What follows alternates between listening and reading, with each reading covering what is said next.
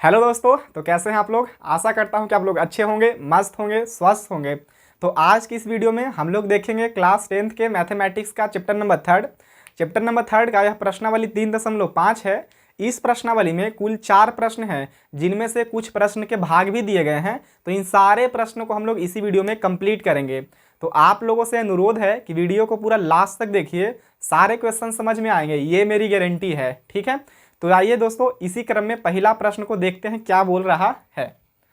पहला प्रश्न बोल रहा है मित्र कि निम्न रैखिक समीकरणों के युग्मों में से किसका एक अद्वितीय हल है, किसका कोई हल नहीं है, या किसके अपरिमित रूप से अनेक हल हैं।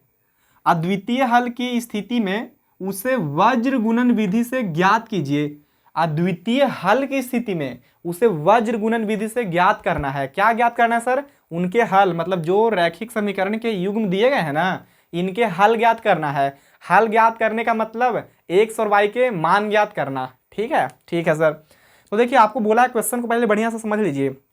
बोला है कि नीचे जो रैखिक समीकरण के युग्म दिए गए हैं ना, उनमें से किनका अद्वितीय हल है, किनका कोई हल नहीं है, और किनका परिमित रूप से अनेक हल है। तो पहले तो हम लोगों को यही चेक करना पड़ेगा। और फिर बोला है कि यदि अद्वितीय हल है, मतलब अद्वितीय हल की स्थिति में उसे वज्र गुणन विधि से हल ज्ञात कीजिए। ठीक है, यानी वज्र गुणन विधि से हमें क्या करना है, उसके हल ज्ञात करने हैं। तो सबसे पहले हम लोग इनको चेक करेंगे। तो चेक करने से पहले थोड़ा सा आप लोगों को और इन्फॉर्मेशन दे देता हूँ, जैसा कि पहले भी हमने दिया था आप लोगों को। पहला कि हमने बताया था आप लोगों को कि जब भी दो चर वाले रैखिक समीकरण युग्म के गुणांकों का अनुपात अर्थात a1 बटा a2 बराबर नहीं होगा b1 बटे b2 के, तब क्या होगा सर?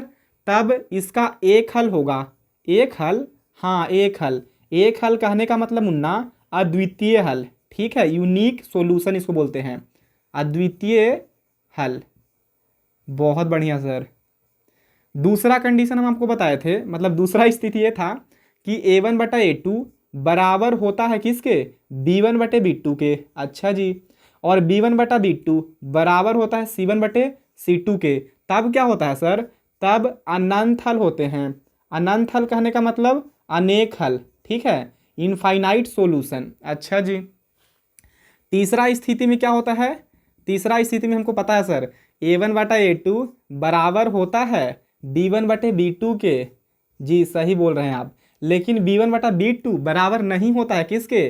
c1 बटे c2 के। तब क्या होता है सर? तो इनके कोई हल नहीं होंगे, कोई सॉल्यूशन नहीं होगा। ठीक है, कोई हल नहीं होंगे, कोई हल नहीं होंगे। आई होप कि आपको इतनी, मतलब आपको ये सारी चीज़ें मालूम होगा पहले से ही। ठीक है, क्योंकि आप लोग ऐसे ही थोड़ी हो प्रश्नावली 3.5 तक पहुंच गए हैं। चलिए, तो एक बार और बता दूं, a1 बटा a2 बराबर नहीं होता है b1 बटे b2 के, तब एक हल होगा। एक हल कहने का मतलब क्या? द्वितीय हल, यानी यूनिक सॉल्यूशन। दूसरा, a1 बटा a2 बराबर होता है b1 बटे b2 के, लेकिन b1 बटा b2 बराबर नहीं होता है c1 बटे c2 के, तब अनंत हल होंगे। अनंत हल कहने का मतलब या परिमित रूप से अनेक हल, मतलब अनलिमिटेड। फिर क्या होता है? a1 बटा a2 बराबर होता है b1 बटे b2 के, लेकिन b1 बटा b2 बराबर नहीं होता है c1 बटे c2 के, तब क्या होंगे सर? कोई हल नहीं होंगे। ठीक है, तो आइए सबसे पहले हम लोग पहला प्रश्न को चेक कर लेते हैं कि वो किस प्रकार का है। चलिए, तो इसको थोड़ा रफ कर देते हैं। हाँ, तो देखिए, पहला प्रश्न है हमारे पास, पहला का पहला। तो लिखेंगे यहाँ पे हल। हल मीन्स सॉल्यूशन। सबसे पहले क्या करना पड़ेगा सर? सबसे पहले आपको a1 मालूम करना पड़ेगा, उसके बाद b1 मालूम करना पड़ेगा, उसके बाद c1 मालूम करना पड़ेगा। ठीक है सर। फिर a2, फिर क्या? b2, और फिर c2। ठीक है सर, यहाँ तक तो कर लेंगे, कोई दिक्कत नहीं है। अब देखिए, आप बताइए, देखकर पहला समीकरण में से, ये जो आपका पहला समीकरण है, इसमें देखिए और बताइए कि a1 क्या है। तो हम आप लोगों को बताए थे कि a1 जो होता है पहले समीकरण का x का गुणांक। तो यहाँ पे कुछ नहीं तो क्या है? 1, तो मतलब a1 हो जाएगा 1। ठीक है सर। b1 क्या होता है? तो वही पहले समीकरण का y का गुणांक। तो यहाँ पे क्या है? 3। इससे पहले माइनस भी है, तो लिखेंगे माइनस का 3। बहुत बढ़िया सर। c1 क्या होता है? तो c1 ये अचर पद जो कि माइनस का 3 है, तो माइनस का 3 लिख देंगे। ठीक है, अब क्या करेंगे? अब A2 लिखो, A2 क्या है, दूसरे समीकरण के x का गुणांक, तो 3 हो जाएगा। B2 दूसरे समीकरण के y का गुणांक, तो माइनस के 9 हो जाएगा। C2 तो दूसरे समीकरण के अचर पद, तो ये क्या है 2, इसके पहले माइनस है मतलब माइनस का 2। बहुत बढ़िया सर। सर ये निकालना जरूरी होता है क्या, ऐसे दिखाना पड़ेगा हमको? नहीं, अगर आप समझदार हैं तो आप डायरेक्ट भी बैठा सकते हैं, कोई दिक्कत वाला बात नहीं है। आइए तो सबसे पहले चेक कर लेते हैं A1/A2 को। A1/A2, A1 कितना है मुन्ना, 1, तो 1 लिख देंगे, बटा A2 कितना है 3, तो 3 हो गया, मतलब 1/3। अब ये तो कटेगा नहीं, तो बस इतना ही रहने दो। दूसरा क्या चेक करिएगा सर, वही B1/B2, तो आइए लिखते हैं B1/B2। B1/B2, B1 कितना है, B1 है सर माइनस का 3, B2 माइनस के 9, माइनस माइनस खत्म, 3 तिहाई 9, मतलब एक बार में 3 कटेगा और 9 3 बार में कटेगा। इतना तो आप लोगों को आता ही होगा, आता नहीं है सर? आप भी ना कैसे बात करते हैं। देखिए अभी A1/A2 बराबर आ गया B1/B2 के, क्यों सर, 1/3 1/3। अच्छा जी, अब क्या चेक करेंगे, अब हम लोग करना पड़ेगा हम लोग को चेक C1/C2। तो आइए C1/C2 भी चेक कर लेते हैं। तो लिखेंगे C1/C2, A2 लिखा रहा है जी, C2 लिखना है। चलिए C1 कितना है, C1 है माइनस के 3 और C2 कितना है माइनस के 2। देखिए माइनस के 2, तो माइनस माइनस तो खत्म हो जाएंगे, तो क्या बच जाएगा 3/2, 3/2। और आप लोग देख पा रहे होंगे कि A1/A2 तो बराबर है, A1/A2 बराबर है B1/B2 के, क्योंकि 1/3 आया है। लेकिन B1/B2 बराबर नहीं है C1/C2 के, क्यों सर, B1/B2 आया है 1/3 और C1/C2 आया है 3/2, तो ये बराबर है नहीं। तो क्या लिखेंगे सर, अब लिखेंगे कि चूंकि ये चूंकि का सिंबल है, 2 ऊपर डॉट रहेगा और 1 नीचे, तो चूंकि आप हिंदी में भी लिख सकते हैं, चूंकि A1/A2 बराबर है किसके, B1/B2 के। देख लीजिए बराबर है कि नहीं, हाँ सर। और B1/B2 बराबर नहीं है किसके, C1/C2 के, क्योंकि C1/C2 आया 3/2 और ये 1/3, तो बराबर नहीं है, तो लिख देंगे C1/C2। और जब ऐसा कंडीशन होता है तब इसके कोई हल नहीं होते हैं, तो हम लिख देंगे कि इसलिए, लिखेंगे यहाँ पे कि इसलिए दिए गए रैखिक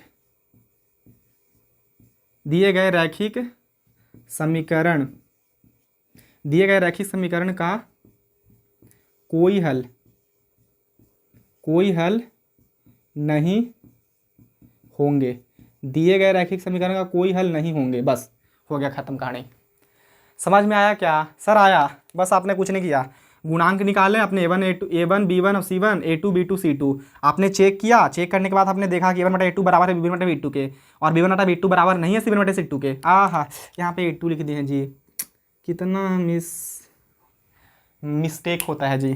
चलिए, तो B1/B2 बराबर नहीं है C1/C2 के, तो सर इस स्थिति में ना जो होता है समीकरण का हल वो कुछ भी नहीं होता है, मतलब कोई हल नहीं होता है। तो वही लिखें आप कि इसलिए दिए गए रैखिक समीकरण का कोई हल नहीं होगा। ठीक है, दिए गए रैखिक समीकरण के कोई हल नहीं होंगे। बात समझ में आया? तो आ गया। सर अब क्या करना था, तो हमें जब कोई हल नहीं होगा या फिर अपरिमित रूप से अनेक हल होंगे तब हमें हल नहीं ज्ञात करना है, हमें तो अद्वितीय हल की स्थिति में उसे वज्र गुणन विधि से ज्ञात करना है कि नहीं, मतलब वज्र गुणन विधि से हल ज्ञात करना है अद्वितीय हल की स्थिति में।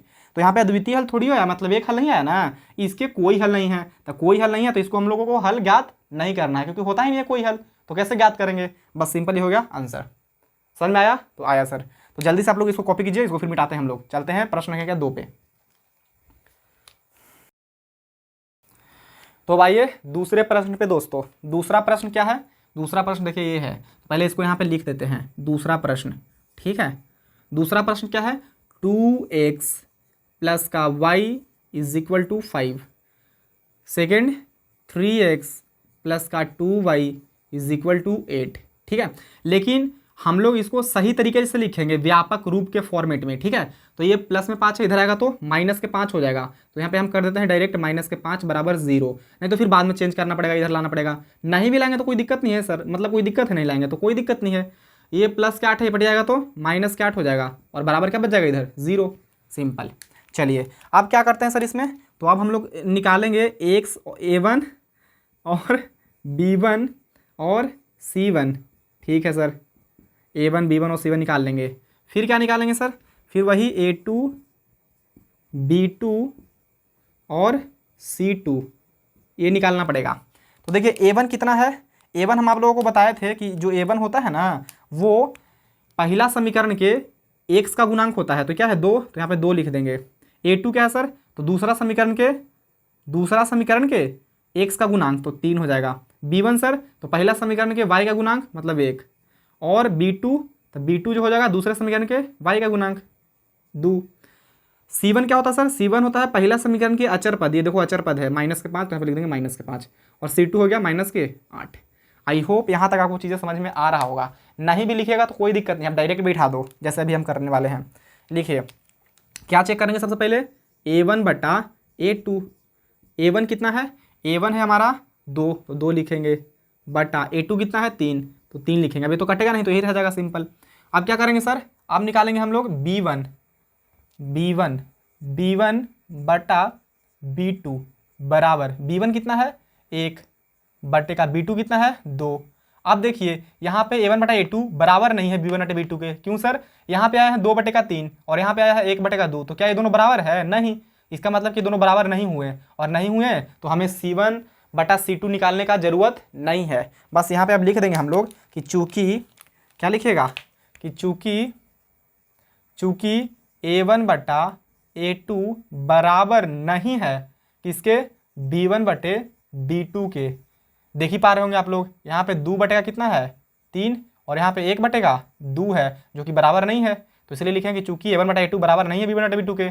अब नहीं है तो क्या होगा सर, नहीं है तो इनके एक हल होंगे या द्वितीय हल। तो यहाँ पे हम लिख देंगे कि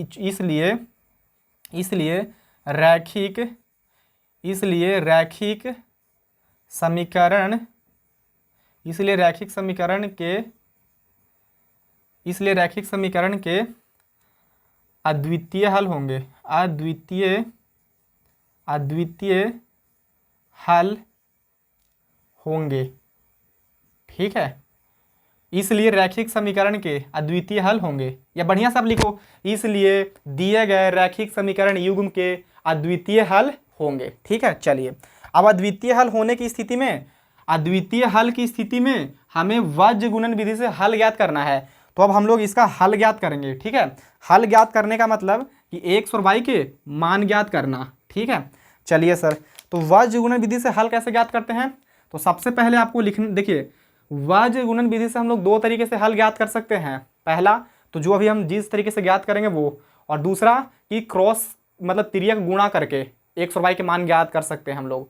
ठीक है, तो हम लोग तिर्यक गुणा वाला यहाँ पे नहीं करने वाले हैं, हम लोग कोई फॉर्मूला है उस फॉर्मूले पे बैठा के x और y के मान ज्ञात करेंगे। ठीक है, नहीं हल ज्ञात करेंगे। आप लोग अगर कमेंट कीजिएगा तो हम आपको क्रॉस मल्टीप्लाई वाला भी तरीका समझा देंगे। ठीक है, चलिए तो सबसे पहले लिखिए क्या, x बटे का BC माइनस BC। ठीक है, बराबर, फिर क्या लिखेंगे सर, y बटे का, अब C पे ख़त्म हुआ है तो क्या लिखेंगे, CA माइनस CA बराबर, आप क्या लिखेंगे, आप लिखेंगे बराबर, यहाँ पे दे दो 1 बटा, A पे ख़त्म हुआ है ना तो AB हो जाएगा, AB से स्टार्ट होगा, AB माइनस AB। ठीक है, यही फार्मूला होता है। अब ये पूरा फार्मूला नहीं हुआ है, अब इसमें करना पड़ेगा और कोई चीज़ है। देखो सबसे पहले दोस्तों, देखो ऐसा तुम समझो कि A B और C होता है कि नहीं होता है, होता है सर। तो सबसे पहले हम लोग को AB नहीं चलना है, हम लोग को स्टार्ट करना है BC से। तो देखो BC माइनस चिन्ह तो याद ही रखना, BC माइनस BC। ठीक है, फिर क्या होगा सर, देखो अब यहाँ से चले हैं तो अब कहाँ आइएगा, बैक आइएगा, पीछे में है। अब C से कहाँ आएंगे, A पर, तो देखो CA, तो देखो CA। फिर क्या सर, अब जब यहाँ पे आ ही गए हो तो फिर यहाँ से यहाँ चलोगे नहीं चलोगे, तो हाँ सर AB, तो देखो AB। समझ में आया तो बोलिए कि सर समझ में आया, कोई दिक्कत नहीं है। चलिए देखिए क्वेश्चन को जब आप सोल्व करिएगा ना, इनको 5 या 4 बार, मतलब 4-5 बार अलग अलग क्वेश्चन को, तो आपको ये फॉर्मूला ऐसे ही याद हो जाएगा, कोई दिक्कत नहीं है। और क्या करेंगे सर अब इसमें, देखिए इसमें अब लिखेंगे कि 12 21 सारे में लिखेंगे वही 12 21 इसमें भी 12 21। ठीक है, ये होता है कहने का मतलब कि x बटा B1 C2 minus B2 C1 बराबर y बटा C1 A2 minus C2 A1 बराबर 1 बटा A1 B2 minus A2 B1, ये है। ठीक है, तो आप लोग इसको किसी भी तरीके से आप याद कर सकते हैं, जो आपको अच्छा लगता है तरीका उस तरीके से। हम आप लोग को बता देंगे किस तरीके से आप याद करिएगा। चलिए आप क्या करेंगे, कुछ नहीं तो एक्स है तो एक्स लिखिए, क्योंकि एक्स का मान तो हमें ज्ञात ही करना है एक्स और वाई का, इसलिए एक्स का एक्स लिखेंगे। देखिए b1 आपने कितना निकाला था, b1 आपने निकाला था 1, तो यहाँ पे लिख देंगे 1। और ये आप लोग को मालूम है यहाँ पे गुणा का चिन्ह रहता है, तो गुणा। c2 कितना है सर, c2 यहाँ पे दिया हुआ है c2 माइनस के 8, तो यहाँ पे लिख देंगे माइनस के 8। बहुत बढ़िया। अब देखिए माइनस है तो माइनस लिखेंगे, हाँ जी। b2 कितना है, b2 देखो b2 है 2, तो यहाँ पे लिख देंगे 2 गुणा, क्योंकि यहाँ पे गुणा का चिन्ह है। c1 कितना है सर, c1 था माइनस के 5, तो यहाँ पे लिख देंगे माइनस के 5। बहुत सुंदर। बराबर है तो बराबर, y है तो y लिखेंगे बटा। अब c1 कितना है सर, c1 देखिए c1 माइनस के 5, तो यहाँ पे लिख देंगे माइनस के 5। ऐसे घेरना है तो घेर दीजिए, कोई दिक्कत नहीं है। गुणा का चिन्ह था तो गुणा का चिन्ह दिए। a2 कितना है, तो a2 है 3, तो यहाँ पे लिख देंगे 3। माइनस है तो माइनस। c2 कितना है, c2 है हमारा माइनस के 8, तो यहाँ पे लिख देंगे माइनस का 8। बराबर है तो बराबर, फिर क्या लिखेंगे 1 बटा a1, तो a1 कितना है, a1 है सर 2, तो यहाँ पे लिख देंगे 2 गुणा। b2 कितना है, तो b2 है सर हमारा 2, a1 भी 2 और b2 भी 2, सही है, तो यहाँ पे b2 भी 2 लिख देंगे। अब घेरना तो घेर दीजिए तो कोई दिक्कत नहीं, माइनस तो माइनस। a2 कितना है, a2 है हमारा 3, तो यहाँ पे लिख देंगे 3 गुणा। b1 कितना है, b1 है हमारा 1, तो यहाँ पे लिख देंगे 1। बहुत बढ़िया। चलिए अब इसको थोड़ा सा सोल्व कर लीजिए, आंसर आ जाएगा, हो गया। 1 से तो 1 लिखिए बटा 1 में 8 से गुना करेंगे तो 8, और माइनस का चिन्ह है तो माइनस का चिन्ह लगा दीजिए। माइनस है तो देखो माइनस गुना माइनस तो क्या हो जाएगा प्लस, 5 दूनी 10। बहुत सुंदर। आप क्या करेंगे सर, y है तो y लिखो बटा 5 तिहाई 15। अब देखो माइनस गुना प्लस तो क्या हो जाएगा माइनस हाँ यहाँ पे लगता है एक चीज़ छूट गया है गाइस, देखिए एक चीज़ छूट गया है। c1 कितना था, c1 है हमारा माइनस के 5, बहुत बढ़िया, गुणा c2 अतः a2 है हमारा 3, तो 3 लिखे हैं, बहुत बढ़िया, माइनस के माइनस। फिर c2 कितना था माइनस के 8। अब a1 कितना है, a1 है 2, तो a1 यहाँ लिखना भूल गए थे, ठीक है, तो यहाँ पे लिख दीजिए a1 2 गुणा 2। चलिए अब क्या करेंगे, बस वही 5 3 15 हो गया, माइनस गुना है, देखो माइनस गुना माइनस तो क्या हो जाएंगे प्लस, और 8 दूनी 16 बराबर, फिर सर 1 बटा 2 दूनी 4, माइनस है तो माइनस, और 3 है कम 3। बहुत सुंदर। अब हल तो कर ही दीजिएगा, बड़ा सिंपल है हल करना। देखिए 1 से तो x लिखिए बटा 10 में से 8 जाएगा तो 2 बचेगा सर बराबर, फिर क्या y बटा 15 में से 16 जाएगा तो 1 बचेगा सर, प्लस का 1 बचेगा, इतना तो मालूम ही होगा। 1 बटा 4 में से 3 जाएगा तो 1 बचेगा। अब क्या करना है सर, अब करना है कुछ नहीं, हो गया बस बन गया। थोड़ा सा इधर बना देते हैं, इधर भी बना सकते हैं लेकिन शायद आपको नीचे भी दिख रहा होगा, चलो नीचे कोई दिक्कत नहीं है। अब देखो पहला को लास्ट के साथ तुलना करेंगे और दूसरा को भी लास्ट के साथ तुलना किया जाएगा, तो x बटे का 2 बराबर 1 बटे का x, तो यहाँ पे लिखिए कि x बटे का 2 बराबर 1 बटे का 1। अब क्रॉस मल्टीप्लाई कर दीजिए, तो 1 में 1 से गुना होगा तो x बराबर 2 में 1 से गुना होगा तो 2, तो x का मान आ गया 2। बहुत सुंदर सर, कितना अच्छा लगा। फिर क्या है, फिर है y बटे का 1 बराबर 1 बटे का 1, तो लिखेंगे यहाँ पे y बटे का 1, y बटे का 1 बराबर 1 बटे का 1, क्रॉस मल्टीप्लाई कीजिए, त्रियक गुणा, तो 1 में y से गुना करेंगे तो y बराबर 1 में 1 से गुना करेंगे तो 1, मतलब y बराबर आ गया 1 और x बराबर आ गया 2, और यही हमारा हो गया फाइनल आंसर। ठीक है, तो बताइए दोस्तों कमेंट करके कि समझ में आया कि नहीं आया। आई होप आप लोगों को समझ में आ गया होगा।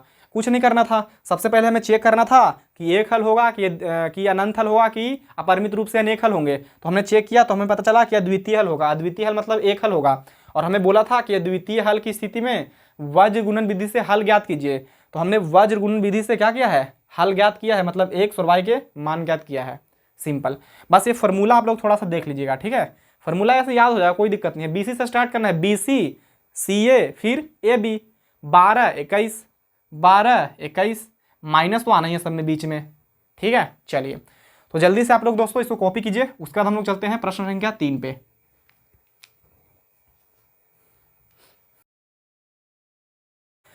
तो आइए मित्रों, आप देखते हैं हम लोग प्रश्न संख्या फर्स्ट का थर्ड भाग।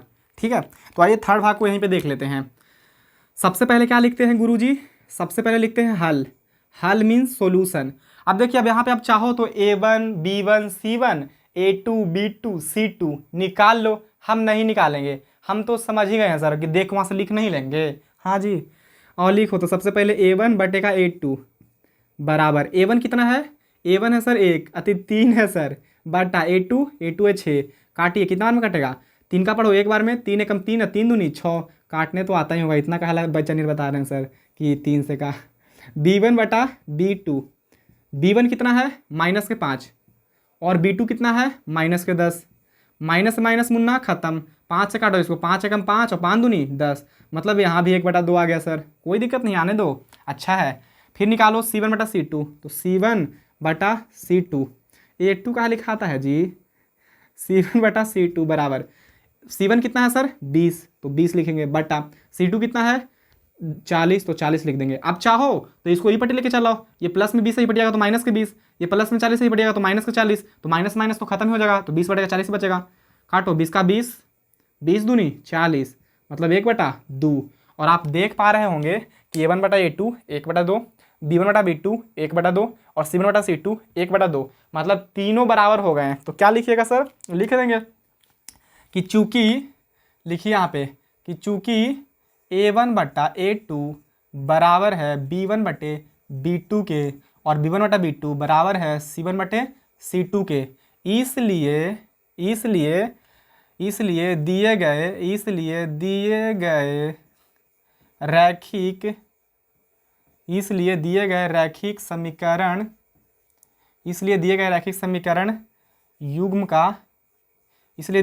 समीकरण युग्मों के क्या हल, कौन से हल होंगे, जब तीनों बराबर होता है तो क्या होता है अनंत हल। तो लिखेंगे कि दिए गए रैखिक समीकरण युग्मों के अनंत हल होंगे, अनंत हल होंगे कहने का मतलब कि एक से ज़्यादा, मतलब अनेक हल होंगे, ठीक है। और देखो बोला था कि अनेक हल हो, चाहे तो कोई हल नहीं हो, चाहे तो अद्वितीय हल हो, तो कोई दिक्कत नहीं है, हमें बस अद्वितीय हल की स्थिति में वज्र गुणन विधि से ज्ञात करना है। तो यहाँ पे तो अद्वितीय हल नहीं आया, मतलब एक हल नहीं आया, यहाँ पे अनंत हल हो गया। अनंत हल कहने का मतलब कि अपरिमित रूप से अनेक हल, तो अनेक हल की स्थिति में हमें हल ज्ञात नहीं करना है। तो बस ये हो गया हमारा फाइनल आंसर।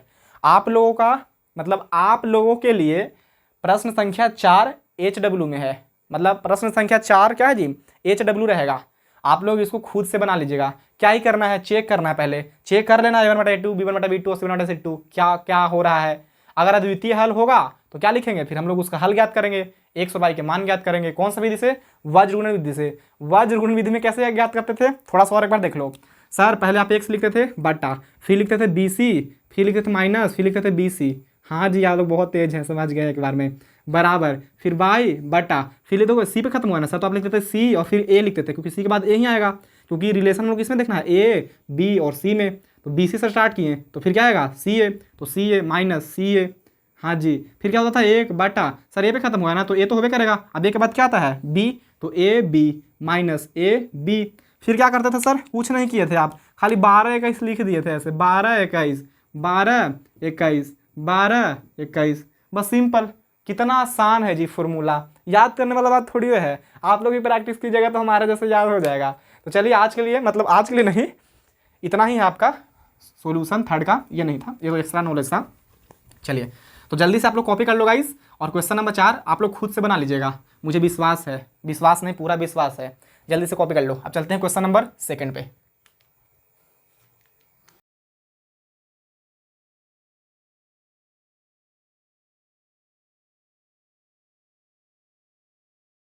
तो मित्रों क्वेश्चन नंबर 2 का फर्स्ट भाग हमने बोर्ड पे लिख लिया है। तो आइए देखते हैं क्वेश्चन नंबर 2 का फर्स्ट भाग क्या कहता है। बोल रहा है मित्र कि A और B के किन मानों के लिए, A और B के किन मानों के लिए निम्न रैखिक समीकरणों के युग्म के अपरिमित रूप से अनेक हल होंगे। मतलब जो नीचे रैखिक समीकरण का युग्म दिया गया है ना, उसमें A और B के किन मानों के लिए इस रैखिक समीकरण युग्म के अपरिमित रूप से अनेक हल होंगे। मतलब A और B के जगह पे कौन सा ऐसा मान रख देंगे ना कि उसका हल, मतलब उसका जो हल होगा दिए गए समीकरण का वो अपरिमित रूप से अनेक होंगे। अभी हमको नहीं मालूम है कि ए और बी के किन मानों के लिए, तो ये हमको ज्ञात ही करना है। ठीक है, ये तो पूछ रहा है कि ए और बी के किन मानों के लिए, तो हमें नहीं पता कि अपरिमित रूप से अनेक हल कब होंगे, मतलब ए बराबर कितना रखेंगे और बी बराबर कितना रखेंगे। तो हम लोग को ये मालूम है, मतलब हम लोग को ये शर्त मालूम है। कौन सा शर्त सर? यही अपरिमित रूप से अनेक हल होने का शर्त क्या होता है? कहने का मतलब कि अपरिमित रूप से अनेक हल होते हैं तब a1/a2 बराबर होता है b1/b2 के, और b1/b2 बराबर होता है c1/c2 के। होता है कि नहीं होता है? हाँ सर, होता है बिल्कुल। तो यही लिखेंगे हम लोग कि अपरिमित रूप से अनेक हल होने के शर्त लिखिएगा यहाँ पे। सोल्यूशन यहाँ से हल स्टार्ट हो रहा है, ठीक है, मतलब यहाँ से सोल्यूशन स्टार्ट हो रहा है। लिखेंगे कि अपरिमित रूप से अनेक हल होने, अपरिमित रूप से अनेक हल होने के शर्त। सर मतलब जैसे आप जो शब्द का यूज़ किए हैं, क्या हम बिल्कुल कॉपी पेस्ट ऐसे ही लिखेंगे? बिल्कुल नहीं, कोई जरूरी थोड़ी कि ऐसे ही आप लिखिएगा। आप ऐसे लिख सकते हैं कि यदि a1/a2 बराबर होता है b1/b2 के, और b1/b2 बराबर नहीं होता c1/c2 के, अति b1/b2 बराबर होता है c1/c2 के, तब उसके अपरिमित रूप से अनेक हल होते हैं, और फिर मान बैठा दीजिएगा, कोई दिक्कत नहीं है। नहीं तो ऐसे लिख दो कि अपरिमित रूप से अनेक हल होने के शर्त, अपरिमित रूप से अनेक हल होने के शर्त। आइए, क्या शर्त होता है चिंटू? तो सर a1/a2 लिखिए ना, a1/a2 बराबर होता है किसके? b1/b2 के। अच्छा जी, और b1/b2 बराबर होता है सर c1/c2 के। हाँ बिल्कुल करेक्ट है। तो आइए सबसे पहले a1 लिखिए। a1 कितना है? 2। अब यहाँ पे हम लिखे नहीं है गाइज कि a1 b1 c1 a2 b2 c2। अब आप बड़े हो गए हो तो इतना तो समझदार हो ही गए होंगे कि कहाँ से a1 और कहाँ से b1 और कहाँ से c1 लेना है। जी बिल्कुल सर। चलिए, तो a1 कितना है? a1 है 2, तो यहाँ पे लिखेंगे 2। बहुत सुंदर। a2 कितना है सर? a2 जो होता है ना वो दूसरे समीकरण का x का गुणांक होता है। ये क्या है? a माइनस का b, तो यहाँ पे लिखेंगे a माइनस का b। बिल्कुल सही। b1 क्या है सर? b1 है 3। अच्छा जी। b2 क्या है? a प्लस का b। y का गुणांक देखो ना, y का गुणांक क्या है? गुना वाला अंक जी, तो a प्लस का b है, तो a प्लस का b बराबर c1/c2। सर c1 है 7, तो क्या प्लस में रहने दें? कोई दिक्कत नहीं, तुम प्लस में रहने दो, यही पट्टी लिखा दो तो माइनस में हो जाएगा। आपको जो अच्छा लगता है वैसे कर दो। हम नहीं, हम इधर से ही ले लेंगे प्लस में ही 7/c2 क्या सर? पूरा ये वाला 3a, तो लिखो 3a, फिर क्या है? प्लस का b और माइनस का 2। ये पूरा है हमारा क्या जी? c2। चलिए सर, अब क्या करेंगे? अब कुछ करेंगे नहीं, अब देखो मतलब करेंगे, अभी बहुत काम करना है जी। देखो, पहला से दूसरे के साथ तुलना करो और दूसरा का तीसरे के साथ तुलना करो। ठीक है, मतलब पहला का तुलना दूसरे से और दूसरा का तुलना तीसरे से। तुलना नहीं मतलब दोनों को बराबर तरफ तुलना क्या ही कर रहे हैं, मतलब ये तीनों तो बस में बराबर ही है, तो पहले ये दोनों को लेंगे हम। चलिए, तो लीजिए सर, ये दोनों को क्या है? 2 बटा क्या है? a माइनस का b बराबर ये क्या है? 3 बटा a प्लस का b। बहुत सुंदर। आप क्या कीजिएगा सर? अब क्या ही करेंगे, देखो क्रॉस मल्टीप्लाई कर दो। क्रॉस मल्टीप्लाई मतलब तिर्यक गुणा, यहाँ पे बराबर का चिन्ह है, टेढ़ लांगड़ लिखा जाता है। देखिए चिन्ह कैसे पर आ गया है जी। करो यहाँ से, चाहे तो यहीं से कर लो, तुम जहाँ से मन करे, इधर से कर लो पहले या इधर से कर लो पहले। तो 3 में a से गुना करेंगे तो 3a हो जाएगा, माइनस है तो माइनस। 3 में b से गुना करेंगे तो 3b हो जाएगा, बराबर है तो बराबर। a में 2 से गुना करेंगे तो 2a हो जाएगा, प्लस है तो प्लस। b में 2 से गुना करेंगे तो 2b हो जाएगा। यहाँ तक तो आप लोगों को मालूम ही होगा। हाँ सर, लिखिए 3a, अब ये प्लस में 2 ही पड़ जाएगा तो माइनस में 2a। बहुत बढ़िया। ये माइनस का क्या है? 3b, और ये प्लस में 2b इधर आएगा तो माइनस के 2b हो जाएगा। जी सर, बराबर है तो बराबर। अब देखो ये वाला तो इधर ही चल गया था, ये भी इधर आ गया है, तो क्या बचा उधर? कुछ नहीं, तो 0 बचा सर जी। 3a में से 2a जाएगा तो a को a बचेगा, माइनस है तो देखो माइनस माइनस तो माइनस। अब 3 को b और 2 को b तो क्या हो जाएगा? 5 को b। क्यों सर? माइनस माइनस जुड़ता है जी, 3 2 5, b है तो b बराबर क्या है? 0, तो 0 हो गया। ये समीकरण बन गया फर्स्ट। सर अभी तक समीकरण फर्स्ट बना है, मतलब ए और बी का मान अभी ज्ञात नहीं हुआ है? नहीं जी, अभी और करना पड़ेगा। ठीक है, चलिए आप थोड़ा सा और आगे बढ़ते हैं। सर थोड़ा कह के ना आप बहुत बढ़ जाते हैं आगे, क्या करें, बढ़ना पड़ता है जी। अब देखो, जैसे पहले पापा नहीं होते थे, जब हम लोग कहीं जाते थे बाजार या कहीं नानी घर, तो सर पापा से पूछते थे कि पापा कितना दूर और जा है नानी घर, मतलब गाड़ी पे या ट्रेन पे, मतलब कहीं बैठे हुए रहते थे तो नहीं बोलते थे, तो बोलते बस आ गया है, 10 मिनट में पहुंच जाओगे। फिर 10 मिनट होता था, हम लोग को लगता था 5 मिनट में, हम लोग को लगता था 10 मिनट हो गया, फिर पूछते थे, है कि नहीं। वही सेम प्रोसेस यहाँ पे हम दूर आ रहे हैं। तो खैर कोई बात नहीं सर। आइए आप क्या करेंगे, आप दूसरे को तीसरा के बराबर लिखेंगे, है तो बराबर तो है ही, तो यही लिखेंगे। क्या है, 3/a+b, ये a है, तो लिखेंगे 3/a+b बराबर 7/3a+b-2। देख लीजिए, हाँ सर बिल्कुल है। देखना क्या है सर, आप पे विश्वास पूरा आंख बंद करके कर लेंगे। अरे नहीं जी, इतना भी विश्वास मत करिए। देखिए 7 में a से गुना करेंगे तो 7a, प्लस है तो प्लस, 7 में b से गुना करेंगे तो 7b, बराबर है, देखो ये बराबर है तो बराबर लिखेंगे। 3 तिहाई 9, a है तो a, प्लस है तो प्लस, b में 3 से गुना करेंगे तो 3b हो जाएगा सर, माइनस है तो माइनस, 3 दूनी 6, तो 6 लिख देंगे। बहुत सुंदर, अति सुंदर। अब क्या करेंगे सर, घटाइए ना, काम वगैरह कीजिए ना, कहा है आप लोग पूछते हैं बार बार। a 7 ये प्लस में जाएगा तो माइनस के 9a, ये प्लस का 7 है तो प्लस के 7b लिखो, 7 में प्लस का 7b है तो 7b लिखें, ये प्लस के इधर आएगा तो माइनस के 3b बराबर।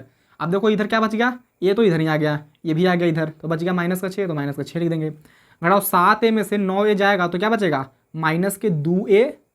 हाँ सर देखिए, प्लस में है अति, ये प्लस में 7a है, ये माइनस में 9a है, अलग अलग चिन्ह तो घटेगा, 9a में से 7 जाएगा तो 2a बचेगा। माइनस वाला संख्या बड़ा है सर 9, इसलिए माइनस का चिन्ह आया है। बहुत आप लोग समझदार हैं जी। प्लस है तो प्लस लिखिए, 7b में से 3 भी जाएगा तो क्या बचेगा, 4b। सर ये प्लस पहले आप लिख दिए थे, पर हम देख लिए थे कि 7 भी बड़ा है, मतलब 7 बड़ा संख्या है, 3 छोटा संख्या, इसलिए प्लस का चिन्ह आएगा। बराबर है तो बराबर, -6, और ये समीकरण बन गया फर्स्ट नहीं सर, गलती कर रहे हैं आप, सेकंड हो गया, क्योंकि फर्स्ट यहाँ पे हो गया था, है कि नहीं। देखिए समीकरण फर्स्ट है। चलिए आप क्या करेंगे सर, आप पूछ रहे हैं 2 समीकरण आपको मिला है, इन दोनों समीकरणों को हल कर दो। सर कौन सी विधि से, इसने आपको बोला है, देखो तो कहीं बोला है क्वेश्चन में कि वरज गुणन विधि, प्रतिस्थापन विधि या ग्राफीय विधि, नहीं बोला है सर। तो कोई सा विधि से कर दो, जो अच्छा लगता है वो विधि से कर दो। चलो हम विलोपन विधि से कर देते हैं, ठीक है, विलोपन विधि हमको अच्छा लगता है। बाकी आप लोग कमेंट करके बताइए कि आपको क्या अच्छा लगता है। तो लिखेंगे समीकरण 1 व 2 से। तो आइए यहाँ पे लिखते हैं समीकरण 1 व 2 से। लिखना जरूरी है सर, नहीं बिल्कुल कोई दिक्कत नहीं है। समीकरण 1 व 2 से नहीं लिखिए, यहीं पे लाके सटा के लिख दीजिए समीकरण 1, कोई दिक्कत नहीं है। समीकरण 1 कितना है, समीकरण 1 देखो a - 5b, तो लिखो a - 5b, पहले 5 लिखाओ ना जी, उसके बाद b, a - 5b बराबर 0। फिर क्या है, समीकरण फर्स्ट था चिंटू, ठीक है सर। उसके बाद क्या, चलो फिर रहने दो इसको, समीकरण फर्स्ट मत मानो, और मान लो कोई दिक्कत नहीं है, फर्स्ट यहाँ पे मान ही लिए थे, कोई दिक्कत नहीं है। अब क्या है सेकंड, -2a, और ये क्या है प्लस का 4b, और बराबर का क्या है -6। आप क्या करेंगे सर, विलोपन विधि में क्या करते हो, किसी एक पद को विलुप्त कर देते हो। कहने का मतलब a वाला पद या b वाला पद, कोई एक को विलुप्त कर देंगे। विलुप्त कहने का मतलब सर उपाह देंगे, हटा देंगे इसको पूरा इस संसार से ही, ठीक है। नहीं ये संसार से नहीं, मतलब ये तो मजाक कर दी बेचारे के साथ, कोई दिक्कत नहीं, मतलब इसको विलुप्त कर देंगे। विलुप्त करने का मतलब उपाह देना, ठीक है, काट देना उसको। देखिए आप देख पा रहे होंगे कि यहाँ पे a है, यहाँ पे भी a है, लेकिन सर यहाँ पे a है और यहाँ पे 2a है तो -2 लेकिन 2a मान के चलो, मतलब यहाँ पे गुणांक इसका 2 है और यहाँ पे गुणांक कुछ नहीं तो 1 है तो गुणांक इसका -2, लेकिन तुम 2 समझोगे, मोटा मोटी 2 है, यहाँ पे 1 है, तो अब इसको ये तो कटेगा नहीं, तो क्या करना पड़ेगा सर, यहाँ पे b है, यहाँ पे भी b है, यहाँ पे 5 है, यहाँ पे 4 है, तो सर ये कटेगा नहीं, क्योंकि एक जैसा रहेगा तब ना कटेगा या घटेगा। जी सर, तो हमें सबसे पहले a का या b का गुणांक एक जैसा करना पड़ेगा। और आप देख पा रहे होंगे कि ये प्लस में है a और ये माइनस में 2a है, मतलब इसका गुणांक अगर सेम कर दें तो हमें चिन्ह परिवर्तन नहीं करना पड़ेगा, डायरेक्ट हो जाएगा। और इसमें अगर तुम इसका गुणांक एक जैसा करते हो, इसमें भी चिन्ह परिवर्तन नहीं करना पड़ेगा। तो आप चाहते हो तो a वाला को हटा दो, आप चाहो तो b वाला को हटा दो, जो मन करे वो हटा दो। हम a वाले को हटा देते हैं, कैसा लगा, चलिए सही है सर। तो अगर a वाला को हटाना चाहते हैं तो एक देखो, a वाले को अगर हटाना चाहते हो ना तो पहले गुणांक सेम करो। तो यहाँ पे कुछ नहीं, तो यहाँ पे कुछ नहीं है तो 1 है, और यहाँ पे -2 है, तो -2 से ऊपर गुना कर दो। सर -2 से नहीं, तो रहने दो, ऐसे कोई दिक्कत नहीं, केवल 2 से गुना कर दो, फिर गुणा, यहाँ पे क्या है 1, तो यहाँ पे 1 से गुना कर देंगे नीचे वाले में, मतलब a का गुणांक जो है दूसरे में वो उसको में पहले से गुना कर देंगे, और जो a का गुणांक पहला में है उसको दूसरे से गुना कर देंगे। ठीक है सर, करिए। 2 में a से गुना होगा तो 2a, माइनस हो तो माइनस, 5 दूनी 10b बराबर, 0 में 2 से गुना होगा तो 0, 1 में सब गुना होगा -2a से, तो -2a ही बचेगा। सही बात है सर, प्लस है तो प्लस ही लिखो, 4 में तो 4 भी होगा सर, बराबर माइनस के 6 तो माइनस के 6। बहुत सुंदर। आप क्या करेंगे, अब वही काटा पीटी करिए ना। देखिए ये प्लस का 2 है, ये माइनस का 2 है, क्या हो जाएगा खत्म।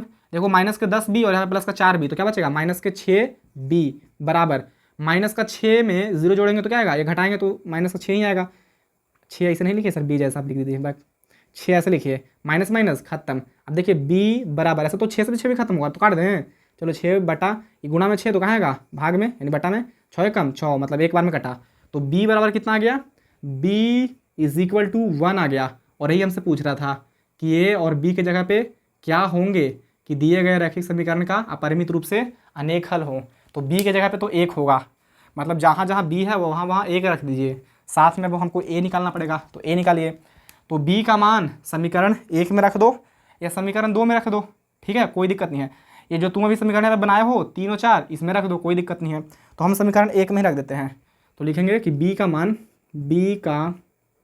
मान समीकरण 1 में रखने पर, 1 में रखने पर, आपको नहीं दिख रहा होगा तो लिख लीजिएगा इधर, कोई दिक्कत नहीं है।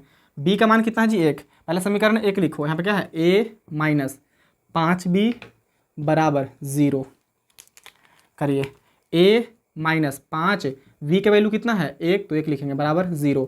तो a बराबर ये 0 है, देखो 5 में 1 से गुणा करें तो 5, तो माइनस के 5 होगा, ये बढ़ी जाएगा तो प्लस के 5, मतलब a बराबर आ गया 5 और b बराबर कितना आ गया 1। मतलब a के जगह पे यदि हम 5 रख दें और b के जगह पे हम क्या रख दें 1 रख दें, तो दिए गए रैखिक समीकरण युग्म के ना अपरिमित रूप से अनेक हल हो जाएंगे। तुम रख के और चेक करके देखना, a1 बटा a2 और b1 बटा b2 और c1 बटा c2, ठीक है, हो जाएंगे पक्का। तो लास्ट में लिख देंगे, लास्ट हमसे क्या पूछा था कि निम्न रैखिक समीकरणों के युग्म के अपरिमित रूप से अनेक हल होंगे, मतलब ए और बी के किन मानों के लिए। तो लिखो कि अतः, कॉपी पेस्ट कर दो कि अतः ए व बी के, तो लिखो कि अतः ए, लिखो अतः ए बराबर 5 और बी बराबर 1 पर दिए गए रैखिक समीकरण युग्म का अपरिमित रूप से अनेक हल होंगे। बस यही फाइनल आंसर हो गया मुन्ना, ठीक है। तो आई होप कि आपको समझ में आया होगा। सर अगर मान लिया जाए हम ये वाला नीचे हिंदी वाला नहीं लिखना चाहते हैं, मतलब a1 अति b और a का मान निकाल के छोड़ देंगे, तो कोई दिक्कत नहीं है गाइस, ठीक है। बस इसकी सुंदरता बढ़ा दी है थोड़ा सा क्वेश्चन को और हिंदी शब्दों में लिख कर, और कोई बात नहीं है। चलिए तो जल्दी से इसको आप लोग कॉपी कीजिए, फिर हम लोग चलते हैं क्वेश्चन नंबर 2 पे।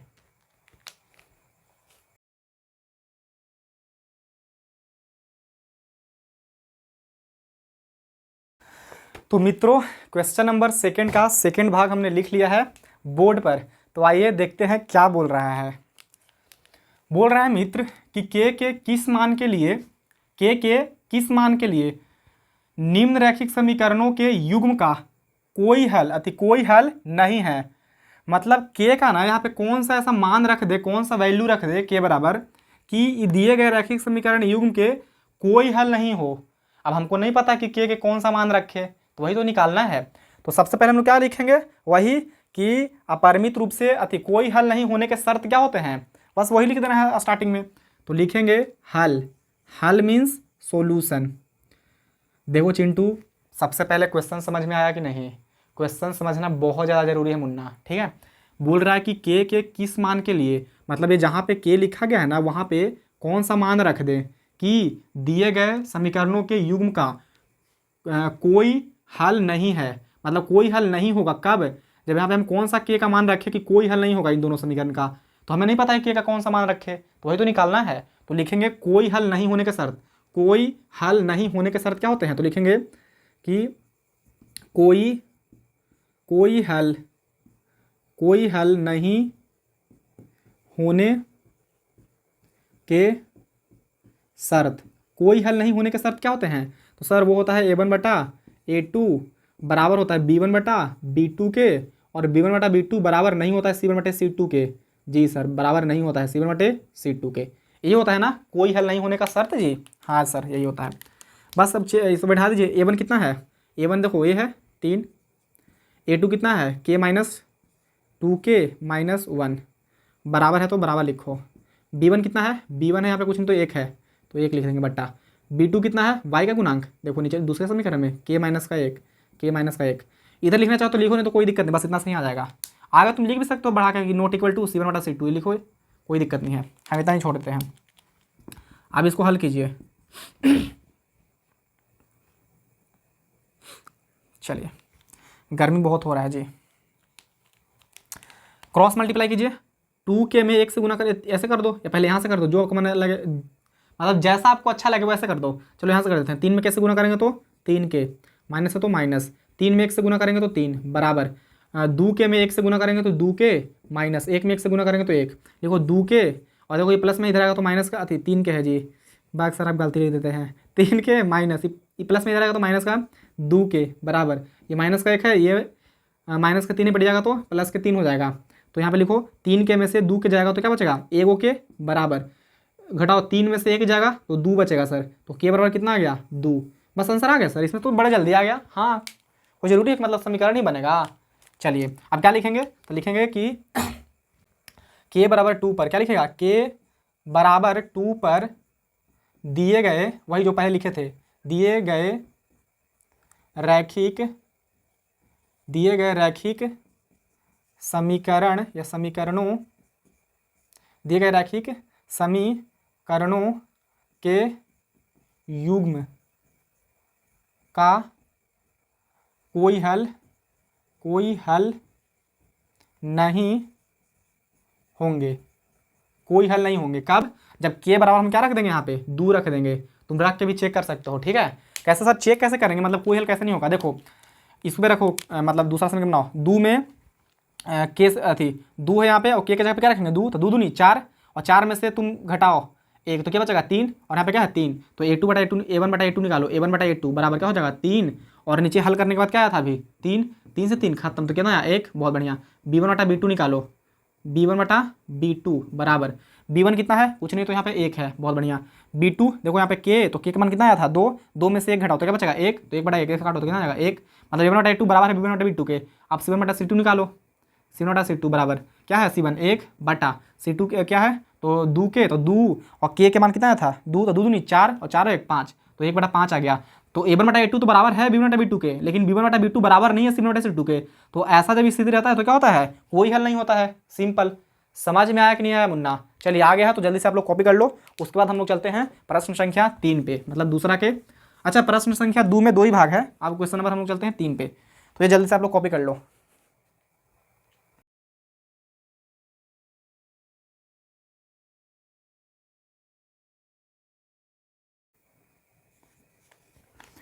तो दोस्तों प्रश्न संख्या 3 को हमने बोर्ड पे लिख दिया है, तो आइए देखते हैं प्रश्न संख्या 3 क्या बोल रहा है।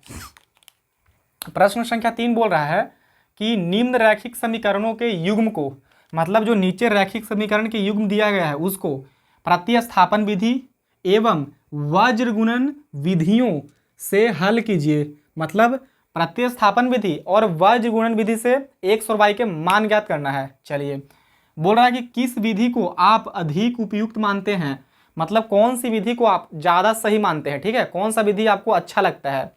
चलिए तो कोई दिक्कत नहीं, हम सुझाव भी लास्ट में अपना दे देंगे। हमें तो ऐसे दोनों विधि अच्छा लगता है, आप लोग कमेंट करके बताना कि आप लोग कौन सा विधि अच्छा लगा लास्ट में, ठीक है। अभी पहले सीख लेते हैं, देख लेते हैं। तो सबसे पहले हम लोगों ने प्रतिस्थापन विधि से ना जाने कितने समीकरण युग्म को हल किया है, तो ये कौन सी बड़ी बात है। आइए सबसे पहले प्रतिस्थापन विधि से ही करते हैं हल। हल ज्ञात करने का मतलब x और y के मान ज्ञात करना गाइस, लिखेंगे हल, हल मीन्स सॉल्यूशन। सबसे पहले प्रतिस्थापन विधि में क्या होता है मित्रों, एक समीकरण से कोई एक चर के मान निकालकर दूसरे समीकरण में प्रतिस्थापित कर दो, यही कहलाता है प्रतिस्थापन विधि। चलिए तो हम चलते हैं समीकरण नंबर फर्स्ट से, कि 3 से ही चल रहे, मतलब 2 से, ये समीकरण फर्स्ट मान लो और ये समीकरण सेकंड, चलो सेकंड से ही चल लेते हैं, लिखना नहीं पड़ेगा, ये लिख दो कि समीकरण सेकंड से जो आपको सही लगे। हम नहीं लिखते हैं, डायरेक्ट लिख देते हैं, ये लिख दो समीकरण सेकंड से, समीकरण सेकंड से। सर हम फर्स्ट से नहीं चल सकते हैं, बिल्कुल आप दोनों में से कोई समीकरण से चल लो, कोई दिक्कत नहीं है। क्या है 3x प्लस का 2y इज इक्वल टू 4। बहुत बढ़िया। आप क्या करेंगे सर, बस निकालो x से y के मान। चलो x के निकाल लेते हैं, तो x बराबर 4, सर x नहीं है 3x है, अच्छा देख रहे हैं ये प्लस में 2y पट जाएगा तो माइनस के 2y। अब देखो ये 3 गुणा में था, इधर आएगा तो भाग में, मतलब ये समीकरण 3 बन गया। ठीक है सर, समीकरण 3 ना माने तो कोई दिक्कत नहीं है गाइस, तुम मत मानो। ठीक है, अब x के मान समीकरण 1 में रखो। क्यों सर, 2 में कहीं नहीं रखेंगे, क्योंकि आपने 2 से ही चला था, समीकरण 2 से ही चला था, मतलब समीकरण 2 से ही x के मान निकाले हैं, और 2 में ही रखिएगा ना। समीकरण x मतलब समीकरण 2 में से यदि आप x के मान निकाले हैं तो समीकरण 1 में रखना पड़ेगा x के मान। तो लिखेंगे कि समीकरण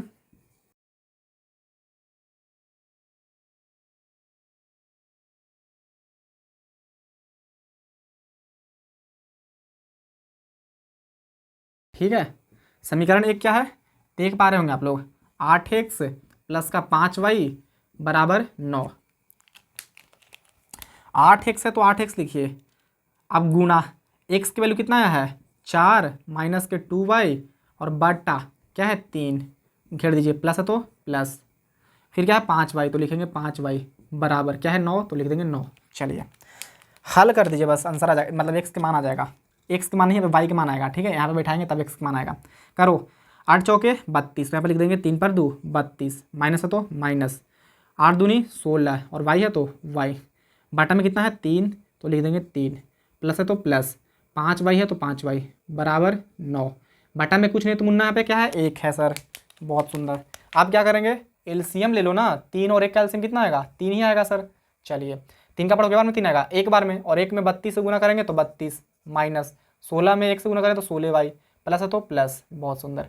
अब क्या है, एक का पढ़ो के बार में 3 आएगा 3 बार में, और 3 में 5 से गुना करो, ये 5 है तो 3 में 5 से गुना करेंगे तो 5 दिया 15, अब y है तो y बराबर 9, और 9 के बटा में कुछ नहीं तो क्या है 1 है सर। अब क्रॉस मल्टीप्लाई कर दो, तिरिया का गुना कर दो, करो तिरिया गुना, 1 से इन सभी पदों में गुना करेंगे तो सेम पद ही आएगा, 9 तिया 27। ठीक है, तो थोड़ा सा आगे बढ़ते हैं और यहाँ पे हल करते हैं। देखिए 32 है तो लिखेंगे 32। अब देखो माइनस के 16y में से प्लस के 15y घटेगा तो क्या बचेगा, माइनस के y, 16y में से 15y जाएगा तो एगो y बचेगा, तो एगो y लिखे सर, माइनस लिखे तो माइनस वाला संख्या बड़ा था ना 16 है, इसलिए माइनस के सिंबल लगाए हैं। ठीक है सर। आप देखो बराबर है तो बराबर लिखो। आप देखो 9 तिया 27 तो यहाँ पे लिख देंगे 27, लिखो माइनस के y बराबर 27, और ये प्लस में 32 से बढ़ जाएगा तो माइनस के 32, तो y नहीं माइनस है तो माइनस के y बराबर 27 में से तो 32 घटेगा नहीं, तो 32 में से 27 घटा देंगे तो कितना बचेगा 5, लेकिन माइनस वाला संख्या बढ़ा इसलिए माइनस का चिन्ह लग जाएगा, माइनस माइनस खत्म, तो y बराबर आ गया हमारे पास 5। बहुत बढ़िया सर, आप तो x के मान ज्ञात करेंगे अब। हाँ, अब y के मान समीकरण 1 में रख दीजिए, 2 में रख दीजिए, 3 में रख दीजिए, जिसमें आपको मन करे उसमें रख लीजिए। हम समीकरण 3 में रख देते हैं, आपको भी सजेस्ट करेंगे कि समीकरण 3 में ही रख दो। क्यों, क्योंकि ऐसे तुम रखो इसमें y के मान तो तुमको ई पट्टी फिर भेजना पड़ेगा, फिर गुणा में तो भाग में भी करना पड़ेगा, और यहाँ पे x वाला जो पद है वो एकदम एक तरफ है, बाकी सब एक तरफ है, तो इधर y के मान रखो, जोड़ घटाव करो, गुणा भाग, आंसर आ जाएगा। तो रखते हैं y का मान, लिखो y का मान समीकरण 3 में रखने पर आप लोग लिख दीजिएगा आगे क्या है, x बराबर 4 माइनस के 2y बटा कितना है 3, तो लिखिए x बराबर 4 माइनस का 2 गुना y का मान कितना है 5 बट्टे का, पूरा में बट्टा में है बट्टे का 3 लिख देंगे। करिए x बराबर 4 है तो 4, माइनस है तो माइनस, 5 दूनी 10 बट्टे का 3 x बराबर 4 में से तो 10 घटेगा नहीं, तो 10 में से घटा दो 4 को तो 6 बचेगा, लेकिन माइनस वाला संख्या बढ़ा इसलिए माइनस का चिन्ह आएगा, 3 है तो 3 काट दो, 3 का 3 दूनी 6, तो x बराबर कितना आ गया, यहाँ पे लिख देते हैं x बराबर 2 बार में काटा तो 2 लिखेंगे, और माइनस का चिन्ह था इसलिए माइनस का चिन्ह, मतलब x का मान आ गया 2 और y का मान आ गया 5, और ये क्या हो गया हमारा फाइनल आंसर। तो x और y के मान हमने प्रतिस्थापन विधि से निकाला। यहाँ पे हम लिखना भूल गए, आप लोग लिख दिएगा कि प्रतिस्थापन विधि से चले हैं बोला। ठीक है, यहाँ पे आप लोग लिख दीजिएगा प्रतिस्थापन विधि या प्रतिस्थापन विधि से। अब क्या करना है सर, अब निकालना है वज्र गुणन विधि से। वज्र गुणन विधि से x और y के मान ज्ञात करना है। वज्र गुणन विधि से किस प्रकार करते हैं x और y के मान ज्ञात, वो आपको मालूम होगा। ठीक है, तो साइड में हम यहाँ पे कर देते हैं। आइए तो लिखेंगे यहाँ पे वज्र गुणन विधि,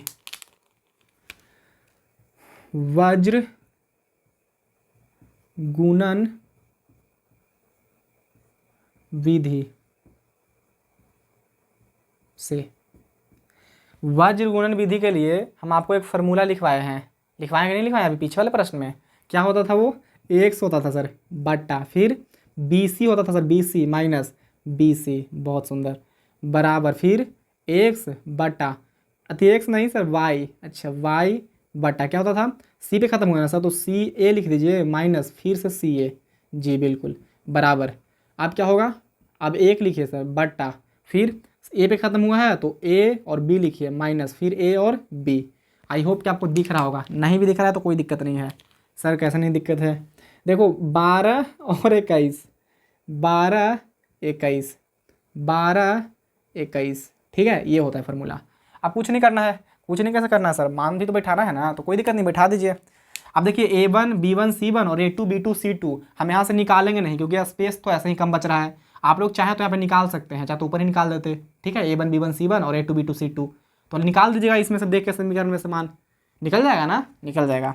अब क्या करें, हम डायरेक्ट बिठा देते हैं। अब एक्स है तो एक्स लिखेंगे बटा B1 कितना है, तो देखो B1 पहला समीकरण में y का गुणांक B1 है 5, तो यहाँ पे लिखेंगे 5 गुणा C2 क्या है, तो C2 हमारा हो गया ये वाला 4, ये होता है C1 और ये होता है C2, तो इसको ये पट्टी भेज दो, पहले सही से लिख दो व्यापक रूप के फॉर्मेट में। तो ये प्लस में 9 है, ऊपर जाएगा तो माइनस के 9, ये प्लस में 4 है, ऊपर जाएगा तो माइनस के 4, तो मतलब हो जाएगा 4, 4 नहीं माइनस के 4, तो यहाँ पर लिख देंगे माइनस के 4। बहुत बढ़िया सर, यहाँ पर तो 4 है तो इसको ये पट्टी लेके जाओगे ना, तो माइनस के 4 हो जाएगा C1, ठीक है सर, माइनस है तो माइनस।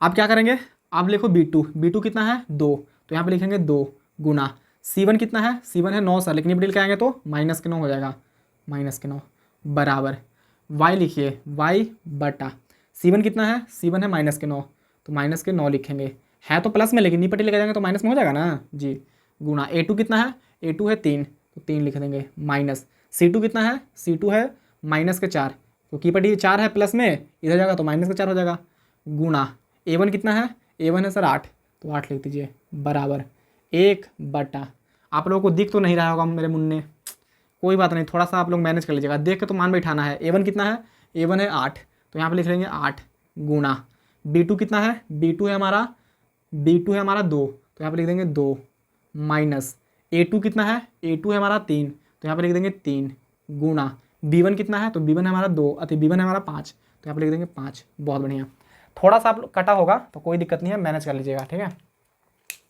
आप क्या करेंगे, हल कर देंगे थोड़ा सा इसको और, तो एक्स बटा देखो 5 चौके 20, तो 20 लिखेंगे, माइनस है तो माइनस लगाइए, माइनस गुना माइनस तो क्या हो जाएगा प्लस, 9 दूनी 18, तो 18 लिख देंगे, बराबर y बटा 9 तिया 27, तो यहाँ पे 27 लिख देंगे, माइनस वाला चिन्ह है तो माइनस लगा दो, माइनस गुना माइनस तो क्या हो जाएंगे प्लस, 8 चौके 32, तो यहाँ पे लिख देंगे 32, बराबर ये क्या है 1 बटा 8 दूनी 16, और फिर देखो 5 दिया 15, लेकिन माइनस है तो क्या लिखेंगे -15।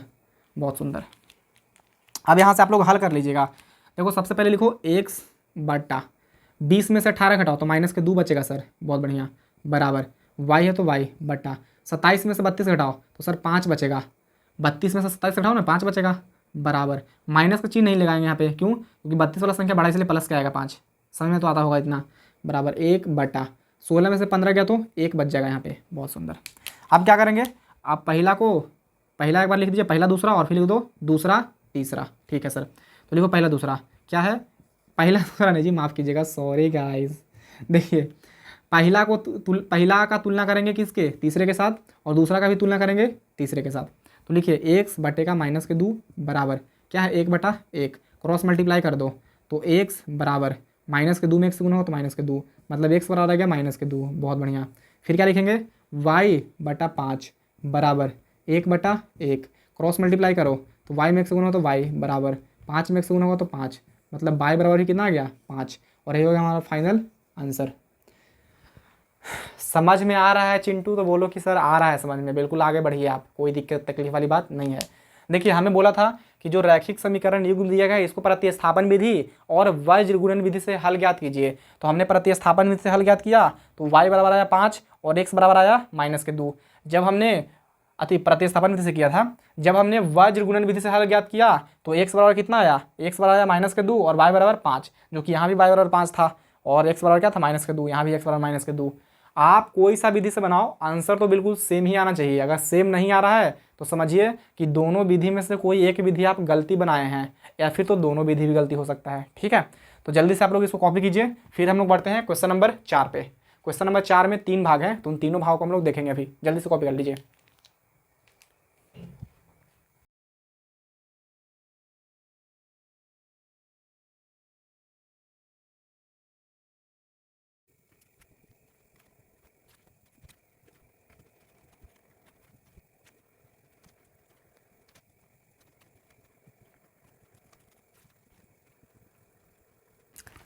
तो मित्रों, क्वेश्चन नंबर 4 के पहला भाग हमने बोर्ड पे लिख लिया है।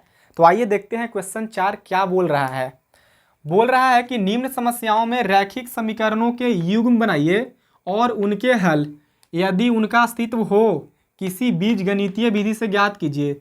मतलब नीचे जो समस्या दिया गया है ना, अभी देखो एक समस्या हम लिखे हैं, इसमें कुल 5 समस्या है, मतलब चौथा प्रश्न के कुल 5 भाग हैं। तो उनको बोल रहा है कि इन समस्याओं से समीकरण का निर्माण कीजिए, और समीकरण का निर्माण करने के बाद उसका हल ज्ञात कीजिए। हल ज्ञात करने का मतलब x और y के मान ज्ञात करना है। बोल रहा है कि यदि उनका अस्तित्व हो कहने का मतलब कि यदि उसका कोई हल हो, एक हल हो चाहे तो अनंत हल हो, तब हम लोगों को x और y के मान ज्ञात करना है, और नहीं तो नहीं। जब कोई हल नहीं होगा तो उनका अस्तित्व नहीं होगा, और उनका अस्तित्व नहीं होगा तो x और y के मान आएगा ही नहीं, ये कह रहा है। बाकी ऐसे इनमें सारे जो भी समस्या दी है ना 5 के 5, उन पांचों का अस्तित्व है, कोई दिक्कत वाली बात नहीं है। तो आइए सबसे पहला प्रश्न हम पढ़ते हैं, क्या बोल रहा है। बोल रहा है कि एक छात्रावास में मासिक व्यय का एक भाग नियत है। नियत कहने का मतलब फिक्स है एकदम, ठीक है, निश्चित है।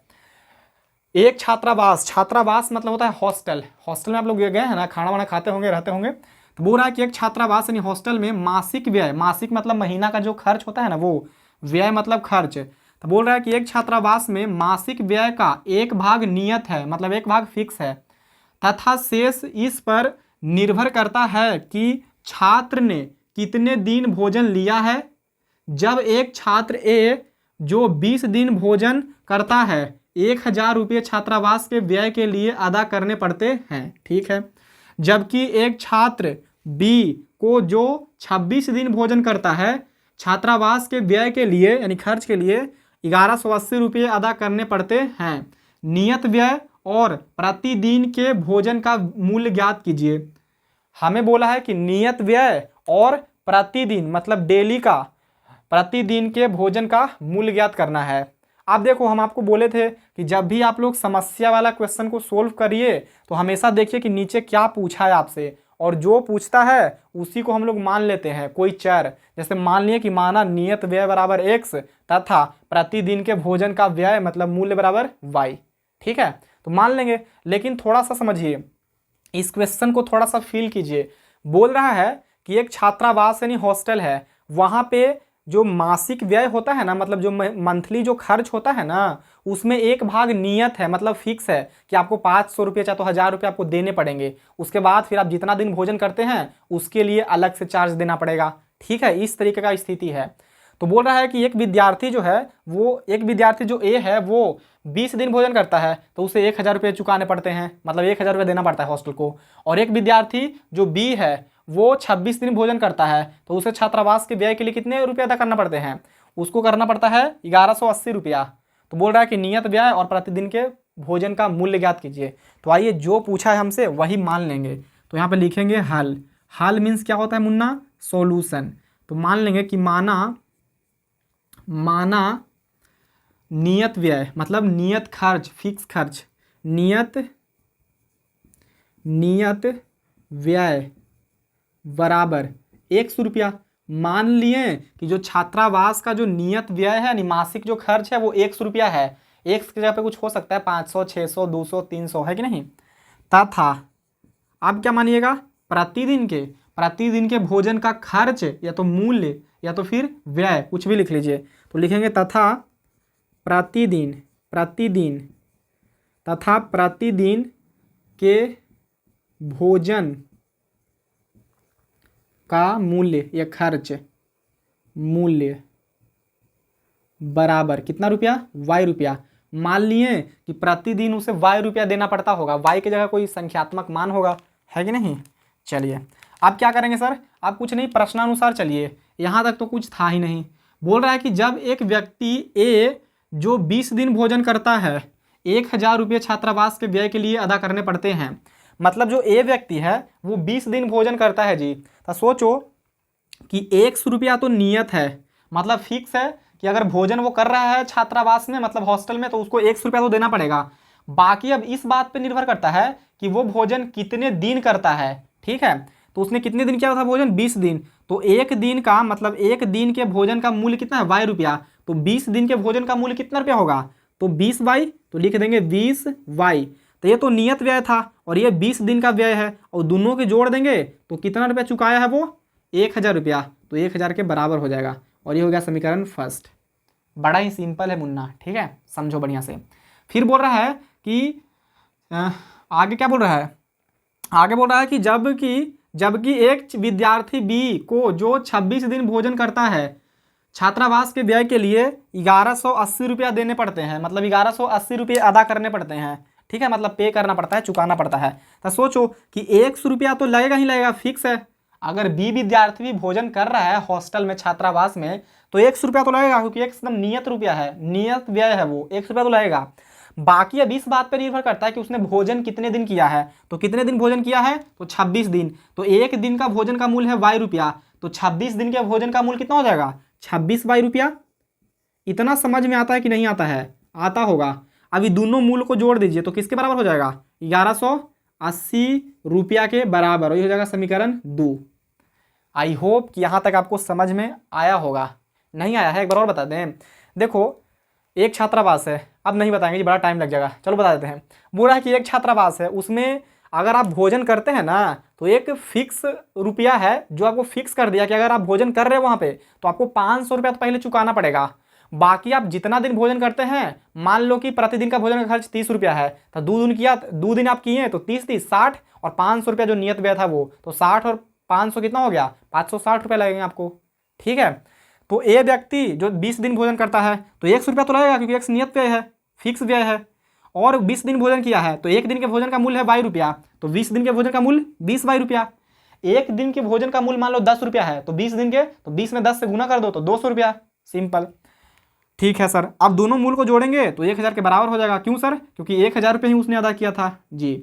आगे बोल रहा है कि विद्यार्थी बी जो 26 दिन भोजन करता है तो उसे छात्रावास में कितना देने पड़ते हैं, 1180 रुपया, तो 100 रुपया तो देना ही पड़ेगा, फिक्स है, प्लस 26 दिन भोजन किया है तो उसको कितना रुपया लगेंगे, एक दिन के वाई रुपया, तो 26 दिन के तो 26 वाई बराबर, दोनों को जोड़ दो तो कितना आ जाएगा, 180 के, 180 नहीं 1180 के बराबर। ये हो गया समीकरण 2। आई होप आपको समझ में आया होगा। आप क्या करेंगे, आप चाहें तो यदि उनके मूल्यों का अस्तित्व हो तो उन्हें हल कीजिए। अब तुम चेक कर लेना, देखो a1/a2 1/1 तो बराबर 1 आएगा, b1/b2 तो 26 20/26 तो a1/a2 के बराबर नहीं है ना b1/b2, तो मूलों का अस्तित्व होगा क्योंकि एक हल है और एक हल है मतलब मूलों का अस्तित्व है, सिंपल। तो हम पे चेक नहीं करने वाले हैं, मतलब यहाँ पे हम लोग चेक नहीं करने वाले हैं, सारे का अस्तित्व है, कोई दिक्कत वाली बात नहीं है। चलो तो अब क्या करेंगे सर, कुछ नहीं तो बड़ा सिंपल है। देखो एक्स का गुणांक यहाँ पे 1 है, यहाँ पे भी 1 है, बस खाली चिन्ह परिवर्तन कर दो तो एक्स क्या हो जाएगा, विलुप्त हो जाएगा। हमें बोला था कि किसी भी बीजगणितीय विधि से हल ज्ञात कीजिए, तो कोई दिक्कत नहीं, कोई सा विधि लगा दो, हम विलोपन विधि से हल कर रहे हैं। तो देखो यहाँ पे प्लस का 1 और यहाँ पे इसको चिन्ह परिवर्तन कर देते हैं तो माइनस का x हो जाएगा, प्लस का x और माइनस का x क्या हो जाएगा, खत्म। तो यहाँ पे जब प्लस है तो माइनस हुआ, तो यहाँ पे भी प्लस है तो माइनस होगा, यहाँ पे भी प्लस है तो माइनस होगा, ये तो मालूम ही होगा। x क्या हो जाएगा, खत्म। 20y में से 26y घटा दो, क्योंकि प्लस में 20y और माइनस में 26y है, ये प्लस का वैल्यू खत्म हो गया, अभी माइनस का 26y है, तो माइनस का 26y में से 20y जाएगा तो माइनस के 6y बचेगा, बराबर 1180 में से 1000 घटा दो तो क्या बचेगा, 180 रुपया, लेकिन माइनस का चिन्ह है तो माइनस का चिन्ह लगा दो, माइनस से माइनस क्या हो जाएंगे, खत्म। तो लिखो y बराबर 180 बटा, ये 6 गुणा में तो कहाँ आएगा, भाग में, 6 या 18 मतलब 3 बार में, एक जीरो तक जीरो लगा दो, मतलब y बराबर आ गया 30। ठीक है, y का मान कितना आ गया, 30 आ गया। अब क्या बोल रहा था, अब बोल रहा है कि y का मान, y का मान तो आ गया है, अब x का मान ज्ञात करेंगे, तो x का मान ज्ञात करना है तो समीकरण 1 में या 2 में y के मान रख दो, जिसमें आपको मन करता है उसमें रख दो, कोई दिक्कत वाली बात नहीं है। तो हम समीकरण 1 में ही रख देते हैं, तो लिखेंगे कि y का मान समीकरण 1 में रखने पर, 1 में रखने पर आप लोग लिख लीजिएगा आगे। समीकरण 1 क्या है, तो x प्लस का 20y एक्स प्लस का 20y बराबर 1000। ठीक है, एक्स का मान तो निकालना ही है, प्लस 20 गुणा वाई का मान कितना आया है, वाई का मान है 30 सर, 30 लिख दीजिए बराबर 1000 है तो 1000। बहुत बढ़िया। अब क्या करेंगे, हल करेंगे और क्या, एक्स प्लस 3 दूनी 6, 1 जीरो यहाँ 1 जीरो यहाँ तो 2 जीरो बराबर 1000। फिर लिखो एक्स बराबर 1000 और ये प्लस में जाएगा तो माइनस के 600।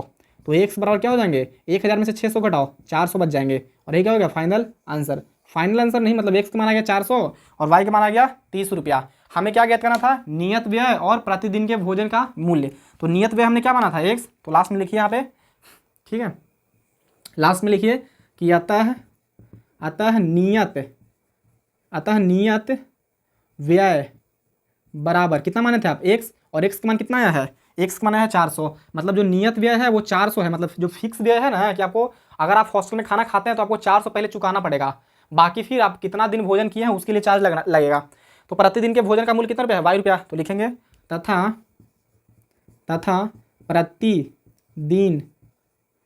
प्रतिदिन के भोजन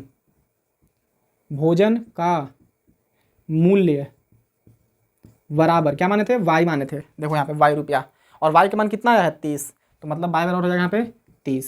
ठीक है, और ये हो गया हमारा फाइनल आंसर। समझ में आया तो बोलिए कि सर आया, लेकिन हमें विश्वास नहीं हो रहा है कि आप सही बनाए हैं। तो चेक करने का तरीका भी है, कैसे देखिए, एक जो विद्यार्थी था ए, वो कितने दिन भोजन करता है, 20 दिन, मतलब 20 दिन भोजन किया है तो 400 रुपये तो उसको लगेंगे क्योंकि नियत व्यय है 400, तो 400 और एक दिन का भोजन का व्यय कितना है 30 रुपया, और उसने किया है 20 दिन भोजन, तो 20 में 30 से गुना करो तो क्या आ जाएगा 600, और 600 में 400 जोड़ो तो कितना हो जाएगा 1000। और देखो वो 1000 चुकाया था, चुकाया कि नहीं चुकाया है, जी सर बिल्कुल सही है, बिल्कुल करेक्ट है, कोई दिक्कत नहीं है। तो आओ जल्दी से इसको कॉपी करो तुम लोग, उसके बाद हम लोग चलते हैं क्वेश्चन नंबर 2 पे।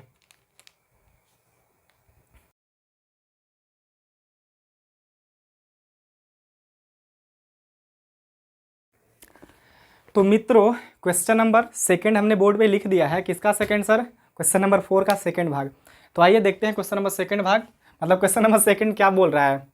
बोल रहा है कि एक भिन्न 1/3 हो जाती है, कोई एक भिन्न होगा, भिन्न मतलब फ्रैक्शन, कोई एक भिन्न 1/3 हो जाती है कब, जब उसके अंश से 1 घटाया जाता है, मतलब उसके अंश में से 1 घटा देंगे ना तो वो जो भिन्न है वो 1 बटा कितना हो जाता है 3 हो जाता है। ठीक है सर, और वह 1/4 हो जाती है कब, जब हर में 8 जोड़ दिया जाता है, मतलब उसके हर में जब 8 जोड़ देंगे ना तो वो कितना हो जाएगा भिन्न 1/4 हो जाता है। तो बोल रहा है कि वह भिन्न ज्ञात कीजिए, मतलब वह कौन सा भिन्न है जिसके अंश में हम लोग क्या जोड़ते हैं, मतलब क्या घटाते हैं 1 घटाते हैं तो वह 1/3 हो जाता है, और यदि 8 जोड़ देते हैं उसके हर में तो वो 1/4 हो जाता है। तो हमें वो भिन्न ज्ञात करना है। अब आप लोग को मालूम ही होगा कि जो हमको ज्ञात करना होता है उसी को मान लेते हैं। तो मान लेंगे कि माना भिन्न बराबर x/y। सर x/y क्यों, क्योंकि भिन्न जो होता है वो बटे के फॉर्मेट में होता है ना, मतलब अंश बटे हर के रूप में होता है कि नहीं, जिसे अंश बटा हर के रूप में लिखा जा सके उसे क्या कहते हैं, भिन्न कहते हैं, फ्रैक्शन कहते हैं। समझ में तो आता ही होगा इतना। तो सबसे पहले मान लेंगे, लिखेंगे हल मीन्स सोल्यूशन। हल क्या लिखेंगे, मान लेंगे सर कि माना भिन्न बराबर, अब भिन्न बराबर क्या मानेंगे x/y। तो मान लो p/q s/t जो मन करे वो मान लीजिए, कोई दिक्कत नहीं है। आप लोग को मालूम ही होगा कि देखो ये भिन्न होता है कि नहीं होता है, ऊपर वाले को बोलते हैं अंश और नीचे वाले को बोलते हैं हर, ये सब आपको जानकारी होगा ही होगा। ऊपर वाले को बोलते हैं न्यूमिरेटर और नीचे वाले को डिनोमिनेटर। तो अंश ऊपर वाला नीचे वाला हर, इतना खाली याद रखिएगा। चलिए सर याद रखेंगे, कोई दिक्कत नहीं है। आप क्या करेंगे सर, अब यही चलेंगे प्रश्नानुसार। बोल रहा है कि एक भिन्न 1/3 हो जाती है, कब हो जाती है, जब उसके अंश से 1 घटाया जाता है। तो ये भिन्न हमने माना था, तो लिखो x/y। अब इसके अंश से 1 घटाया जाता है तो 1 इसके अंश में से घटा दो, ऊपर वाला अंश होता है नीचे वाला हर होता है। तो बोल रहा है कि अंश में से 1 घटा दीजिएगा ना तब वह क्या हो जाएगा 1/3 हो जाता है, तो 1/3 लिख देंगे। बस समझ में आ रहा होगा चिंटू।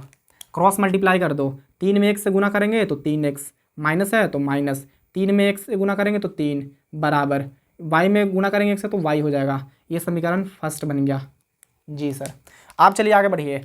आप फिर क्या बोला है, पुनः प्रश्नानुसार वह 1/4 हो जाता है, वह मतलब कौन, भिन्न, वह 1/4 हो जाता है कब, जब हर में 8 जोड़ दिया जाता है, उसके अगर हर में 8 जोड़ दें तब, तो पहले भिन्न लिखो, भिन्न क्या था, x बटा y। यदि इसके हर में, हर मतलब नीचे डिनोमिनेटर जी, तो इसके हर में कितना जोड़ दें, 8 जोड़ दें, तो भिन्न कितना हो जाता है, 1/4 हो जाता है। देख लीजिए, बस हो गया। इतना अगर करने आ गया तो हो जाएगा हल, कोई दिक्कत नहीं है। करो, x में 4 से गुना करेंगे तो 4x बराबर है तो बराबर, y में x से गुना करेंगे तो y प्लस 8 में x से गुना करेंगे तो 8। ये समीकरण हो गया 2। तो आप लोगों को चीज़ें समझ में आ रहा होगा, इतना तो उम्मीद कर ही सकते हैं। अब क्या कीजिएगा, y के मान समीकरण किस में रख दो, 2 में रख दो। प्रतिस्थापन विधि से इसको हल कर देते हैं। बोल रहा था कि किसी भी बीजगणितीय विधि से हल कीजिए, तो हम प्रतिस्थापन विधि से हल कर देते हैं। ठीक है, तो आइए, प्रतिस्थापन विधि में किसी एक समीकरण से चर का, किसी एक चर का मान निकालकर दूसरे समीकरण में रख दो। तो यहाँ पे देखो y का मान निकला हुआ है ऑलरेडी, 3x माइनस का 3 है कि नहीं, तो समीकरण 2 में रख दो। चलो कोई दिक्कत नहीं है, तो लिखिए कि यहाँ पे लिख देते हैं। अब नीचे तो दिख ही रहा होगा अभी, कोई दिक्कत नहीं है, लेकिन यहाँ पे लिख देते हैं समीकरण 1 से, या फिर लिख दो डायरेक्ट कि y का मान समीकरण 2 में रखने पर, समीकरण 2 क्या है, ये 4x बराबर y प्लस का 8, 4x के 4x बराबर y का वैल्यू कितना है, 3x माइनस का 3, तो लिखो 3x माइनस का 3, y की जगह पे लिखे हैं, प्लस है तो प्लस, 8 है तो 8। सर इसको आप प्रतिस्थापन विधि से बना रहे हैं, क्या हम विलोपन विधि से बना सकते हैं? बिल्कुल बना सकते हैं। वज्रगुणन विधि से बिल्कुल बना सकते हैं, कोई दिक्कत नहीं है। लेकिन आसान कौन रहेगा इसमें, इस वाले फॉर्मेट के लिए आपको आसान रहेगा प्रतिस्थापन विधि। क्यों? क्योंकि आपको y का मान दिया हुआ है, y का मान उठा के रखो 2 में, निकल जाएगा x का मान फिर समीकरण 1 में रख देना, एक में या 2 में रख दो, किसी में रख दो, कोई दिक्कत नहीं है, ये आसान तुमको पड़ेगा। तो लिखो 4x, ये प्लस का 3x इधर आएगा तो माइनस का 3x हो जाएगा, बराबर है तो बराबर, 8 में से 3 जाएगा तो कितना बचेगा, 5 बचेगा, घटाओ x बराबर 4x में से 3x जाएगा तो एगो x बचेगा, बराबर है तो बराबर, 5 है तो 5। देखो कितना सिंपल है, x का मान आ गया 5। x का मान समीकरण 1 में रख दो या 2 में मतलब 1 में रख दो या 2 में रख दो, जिसमें मन करे उसमें रख दो। चलो हम 2 में रख देते हैं, ठीक है। तो लिखेंगे कि एक इसमें भी रख सकते हो, कोई दिक्कत है, चलो 1 में रख देते हैं। समीकरण 1 में x का मान रखने पर, x का मान रखने पर आप चाहें तो 2 में भी रख सकते हो, कोई दिक्कत नहीं है। समीकरण 1 क्या है, समीकरण 1 है 3x माइनस का 3 बराबर y। इसमें रखोगे अगर x के मान तो तुमको यहाँ गुना करके फिर इसको ही पटी लाना पड़ेगा, तब y का मान निकलेगा। यहाँ पे y और d इधर है एक साइड में, खाली x का मान रखो, घटा दो, आंसर आ जाएगा। तो 3 गुणा x का मान कितना है 5 माइनस 3 बराबर y, 5 दिए 15 माइनस के 3 बराबर y।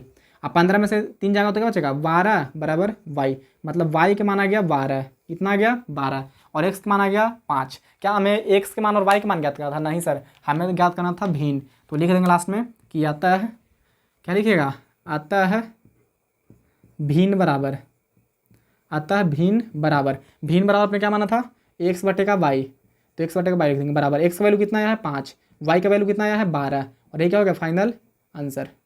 ठीक है, x के वैल्यू 5 और y के वैल्यू 12, तो यहाँ पे बैठा दिए हैं। आई होप कि आपको समझ में आ रहा होगा चीज़ें, नहीं समझ में आ रहा है तो कमेंट करना मत भूलिएगा, ठीक है। जल्दी से इसको कॉपी कीजिए, फिर चलते हैं हम लोग क्वेश्चन नंबर 3 पे।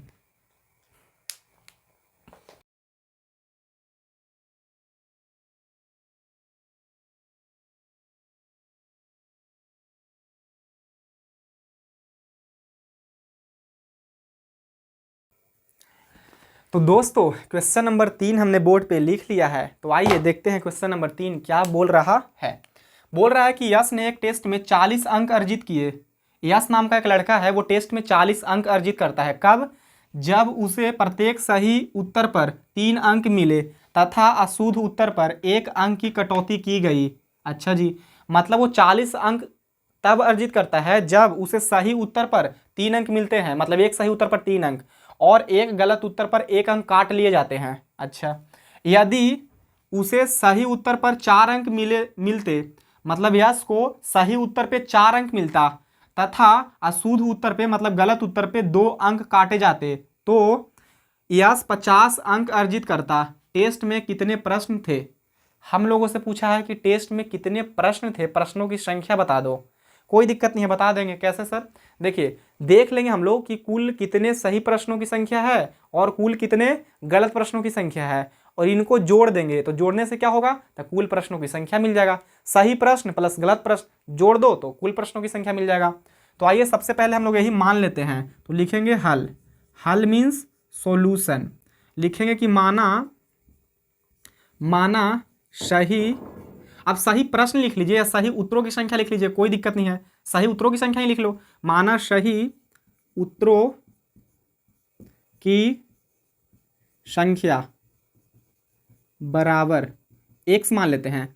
आप चाहें तो माना सही प्रश्नों की संख्या बराबर x या सही उत्तरों की संख्या बराबर x, कोई दिक्कत नहीं है। तथा गलत उत्तरों, ये प्रश्न नहीं लिखते हैं, उत्तर ही लिख देते हैं। तथा गलत उत्तरों की संख्या बराबर क्या मान लेंगे? y मान लेंगे। ठीक है सर।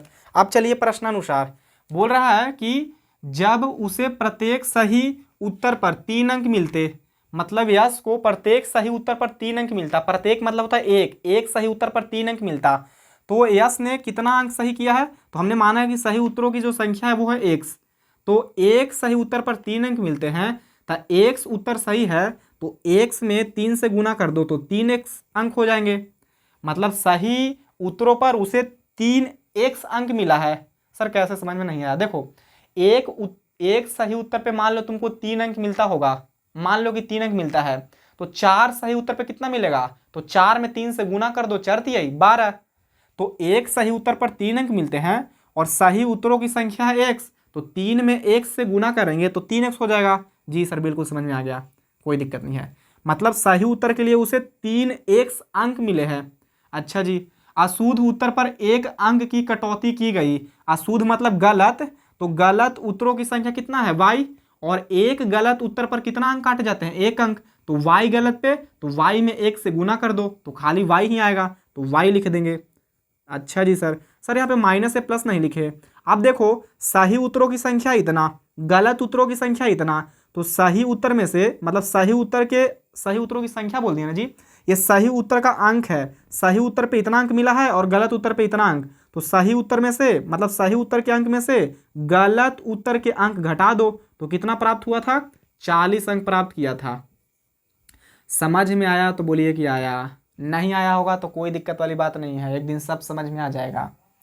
फिर देखो पुनः क्या बोल रहा था? पुनः प्रश्नानुसार यदि उसे सही उत्तर पर 4 अंक मिलते, सही उत्तर पे 4 अंक मिलता, मतलब एक सही उत्तर पे 4 अंक, तो उसने सही कितना किया था? x, तो 4 में 1 से गुना कर दो तो 4x अंक हो जाएगा। अब बोल रहा है तथा अशुद्ध उत्तर पर 2 अंक कटते, तो अशुद्ध उत्तर कितने हैं? मतलब गलत उत्तर कितने हैं? गलत उत्तरों की संख्या हमने y माना था कि कुल गलत उत्तरों की संख्या y है, तो एक गलत उत्तर पे 2 अंक कटता है, तो y गलत उत्तर पे तो 2 में y से गुना कर दो, मतलब 2y अंक क्या हो जाएंगे? कट जाएंगे। अच्छा, ये अंक कहाँ से कटते हैं? तो जो सही उत्तर के लिए अंक मिला था उसी में से ना कटते हैं, इसलिए यहाँ पे तो माइनस कर रहे हैं हम कि सही उत्तरों का अंक में से घटा देंगे गलत उत्तरों के अंक, तो कितना प्राप्त होता है? तो 50 अंक प्राप्त करता है। ठीक है, ये हो गया समीकरण 2। आई होप कि आपको समझ में आया होगा। नहीं आया है तो कोई दिक्कत वाली बात नहीं है, विश्वास रखो अपने ऊपर, एक दिन सब सीख जाओगे। आप क्या करेंगे सर? कुछ नहीं करना है, बोल रहा है कि किसी भी बीजगणितीय विधि से हल कर दीजिए, तो हल कर दीजिए कोई सा भी गणितीय विधि से। मान लो हम विलोपन विधि से हल कर देते हैं, ठीक है। आप चाहो तो वज्र गुणन विधि से हल कर लो, प्रतिस्थापन विधि से हल कर लो, ठीक है। हम विलोपन विधि से हल करते हैं। विलोपन विधि में क्या होता है? कोई एक पद विलुप्त कर देते हैं, x वाला पद या तो y वाला पद। हम यहाँ पे कर देते हैं कोई सा पद कर दो, चलो y वाला पद हम विलुप्त करना चाहते हैं, तो देखो पहले गुणांक समान करना पड़ेगा। यहाँ पे है 2 और यहाँ पे है 1, इसलिए हमको गुणांक समान नहीं दिख रहा है, तो कटेगा कैसे? विलुप्त कैसे होगा? तो सबसे पहले गुणांक समान करो, तो इस यहाँ y का गुणांक यहाँ पे क्या है? 2, तो 2 से ऊपर गुणा कर देंगे।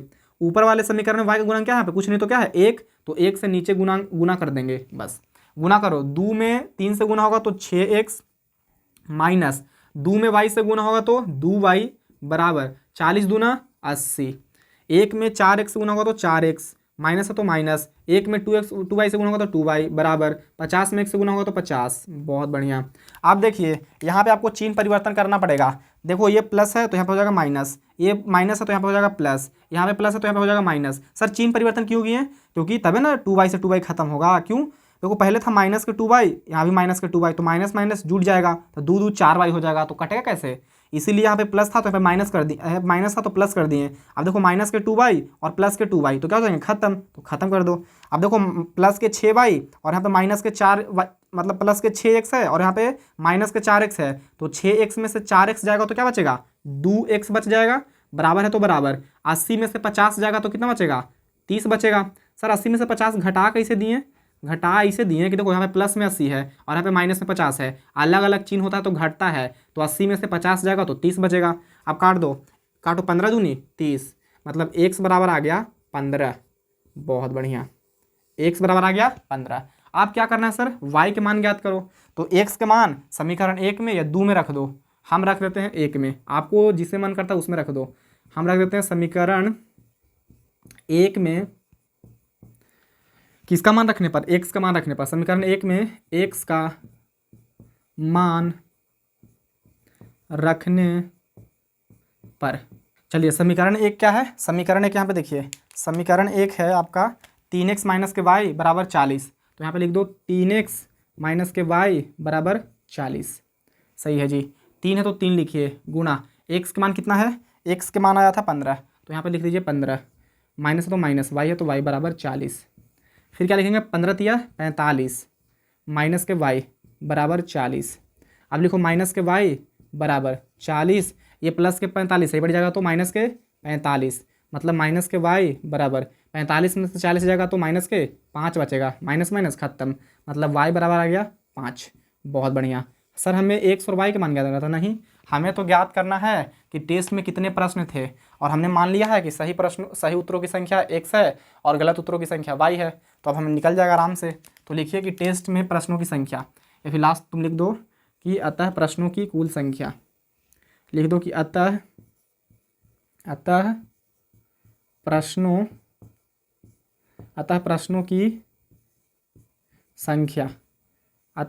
की संख्या बराबर। प्रश्नों की संख्या अगर ज्ञात करना है तो हम लोग क्या करेंगे?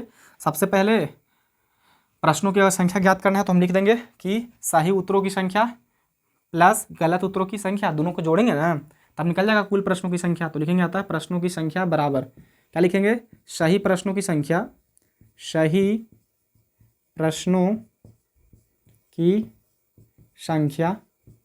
प्लस गलत प्रश्नों की संख्या। बस अब निकाल दो। सही प्रश्नों की संख्या कितना आया है? सही प्रश्नों की संख्या हमने माना था x, और x का मान कितना आया है? 15, तो यहाँ पे लिख देंगे 15, प्लस गलत प्रश्नों की संख्या हमने क्या माना था? गलत उत्तरों की संख्या या गलत प्रश्नों की संख्या y, और तो गलत प्रश्नों की संख्या y माने थे, तो y का मान कितना आया था? 5, तो यहाँ पे लिख देंगे 5, मतलब 15 और 5 कितना हो गया? 20, मतलब 20 प्रश्न थे। टेस्ट में कितने थे कुल प्रश्न? 20 प्रश्न थे। ठीक है, बस यही हो गया हमारा फाइनल आंसर। आई होप कि आपको ये क्वेश्चन बढ़िया से समझ में आया होगा। आया है तो जल्दी से इसको कॉपी कर लीजिए, नहीं आया है तो कमेंट कर दीजिएगा बस।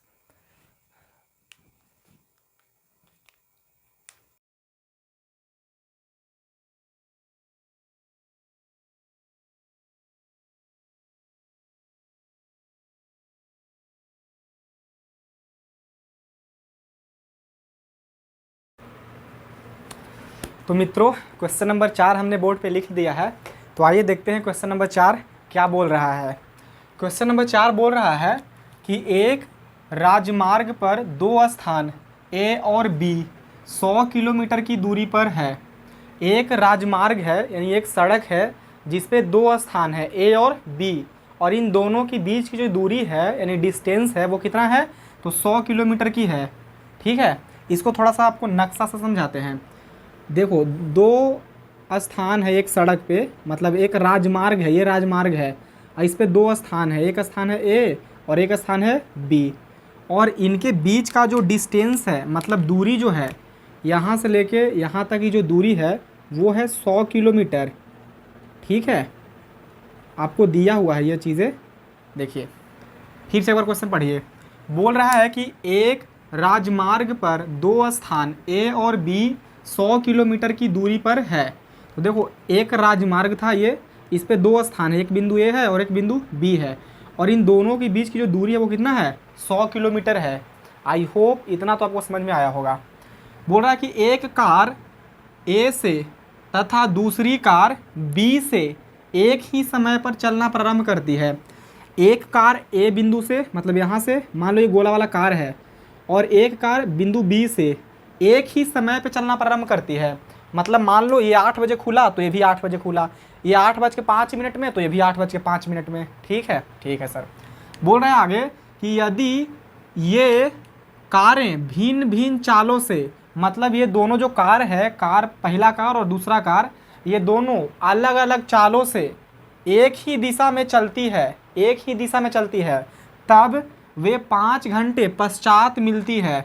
अगर वो दोनों कार अलग अलग चाल से चलता है एक ही दिशा में, तो वो 5 घंटे बाद मिल जाता है। पश्चात मतलब क्या होता है, बाद। मतलब मान लो इस सड़क को थोड़ा सा हम और आगे बढ़ा दें, ये सड़क कहाँ बढ़ा दें, चलो यहाँ तक बढ़ा दिए, और मान लो ये दोनों जो कार है, कार पहला और कार दूसरा, ये दोनों 5 घंटे पश्चात मान लेते हैं कि इस वाले बिंदु पे मिलता है। आप यहाँ पे मान लो, यहाँ पे मान लो, कोई दिक्कत नहीं है। ठीक है, तो यहाँ पे मान लो ये दोनों कार मिल जाते हैं इस वाले बिंदु पे। ठीक है, कितने घंटे बाद, पश्चात 5 घंटे बाद। आगे क्या बोल रहा है, देखिए आगे वाला जो लिखा हुआ है ब्लैक कलर में, जो चीज़ें आपको ब्लैक कलर में लिखा हुआ है ना, ये बहुत सारे लोगों के एनसीईआरटी में नहीं है, और बहुत सारे लोगों के एनसीईआरटी के बुक में ये चीज़ें दिया हुआ है। तो जिनके बुक में ये चीज़ें नहीं मेंशन होगा वो मेंशन कर लेंगे, मतलब लिख लेंगे, और जिनके बुक में ये चीज़ें मेंशन होगा तो कोई दिक्कत वाली बात ही नहीं है। ठीक है, बता दूं मैं आपको कि अगर ये ब्लैक वाला चीज़ें आप नहीं लिखते हैं तो केवल एक ही समीकरण का आप निर्माण कर सकते हैं। जो आपके पास आंकड़ा यानी डाटा दिया हुआ है ना, उससे केवल एक ही समीकरण का निर्माण हो सकता है। लेकिन ये ब्लैक वाला यदि हम चीज़ें लिख देते हैं तो हम 2 समीकरण का निर्माण कर सकते हैं।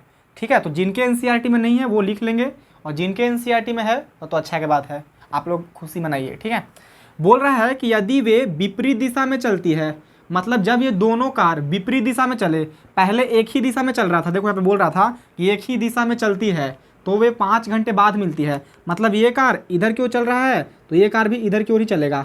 लेकिन अब बोल रहा है कि विपरीत दिशा में चलती है, मतलब ये वाला कार इधर जा रहा है तो ये वाला कार इधर आएगा, तो ये विपरीत दिशा हुआ। विपरीत दिशा में चलती है तो 1 घंटे पश्चात मिलती है, तब ये जो दोनों कार है वो 1 घंटे बाद मिल जाएगा।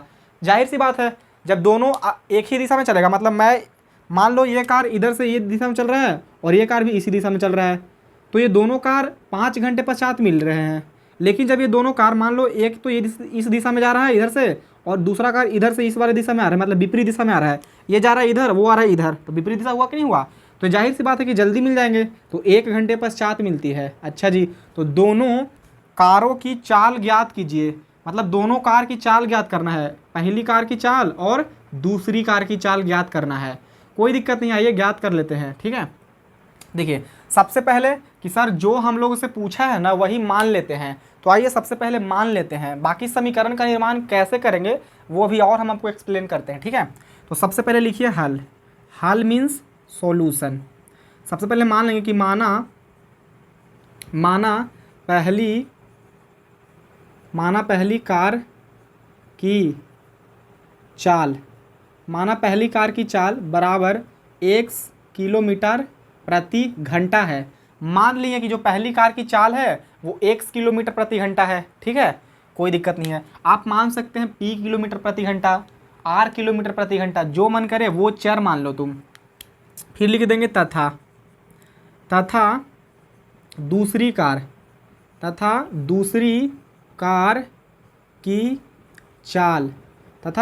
कार की चाल बराबर कितना मान लेंगे, y किलोमीटर प्रति घंटा मान लेते हैं।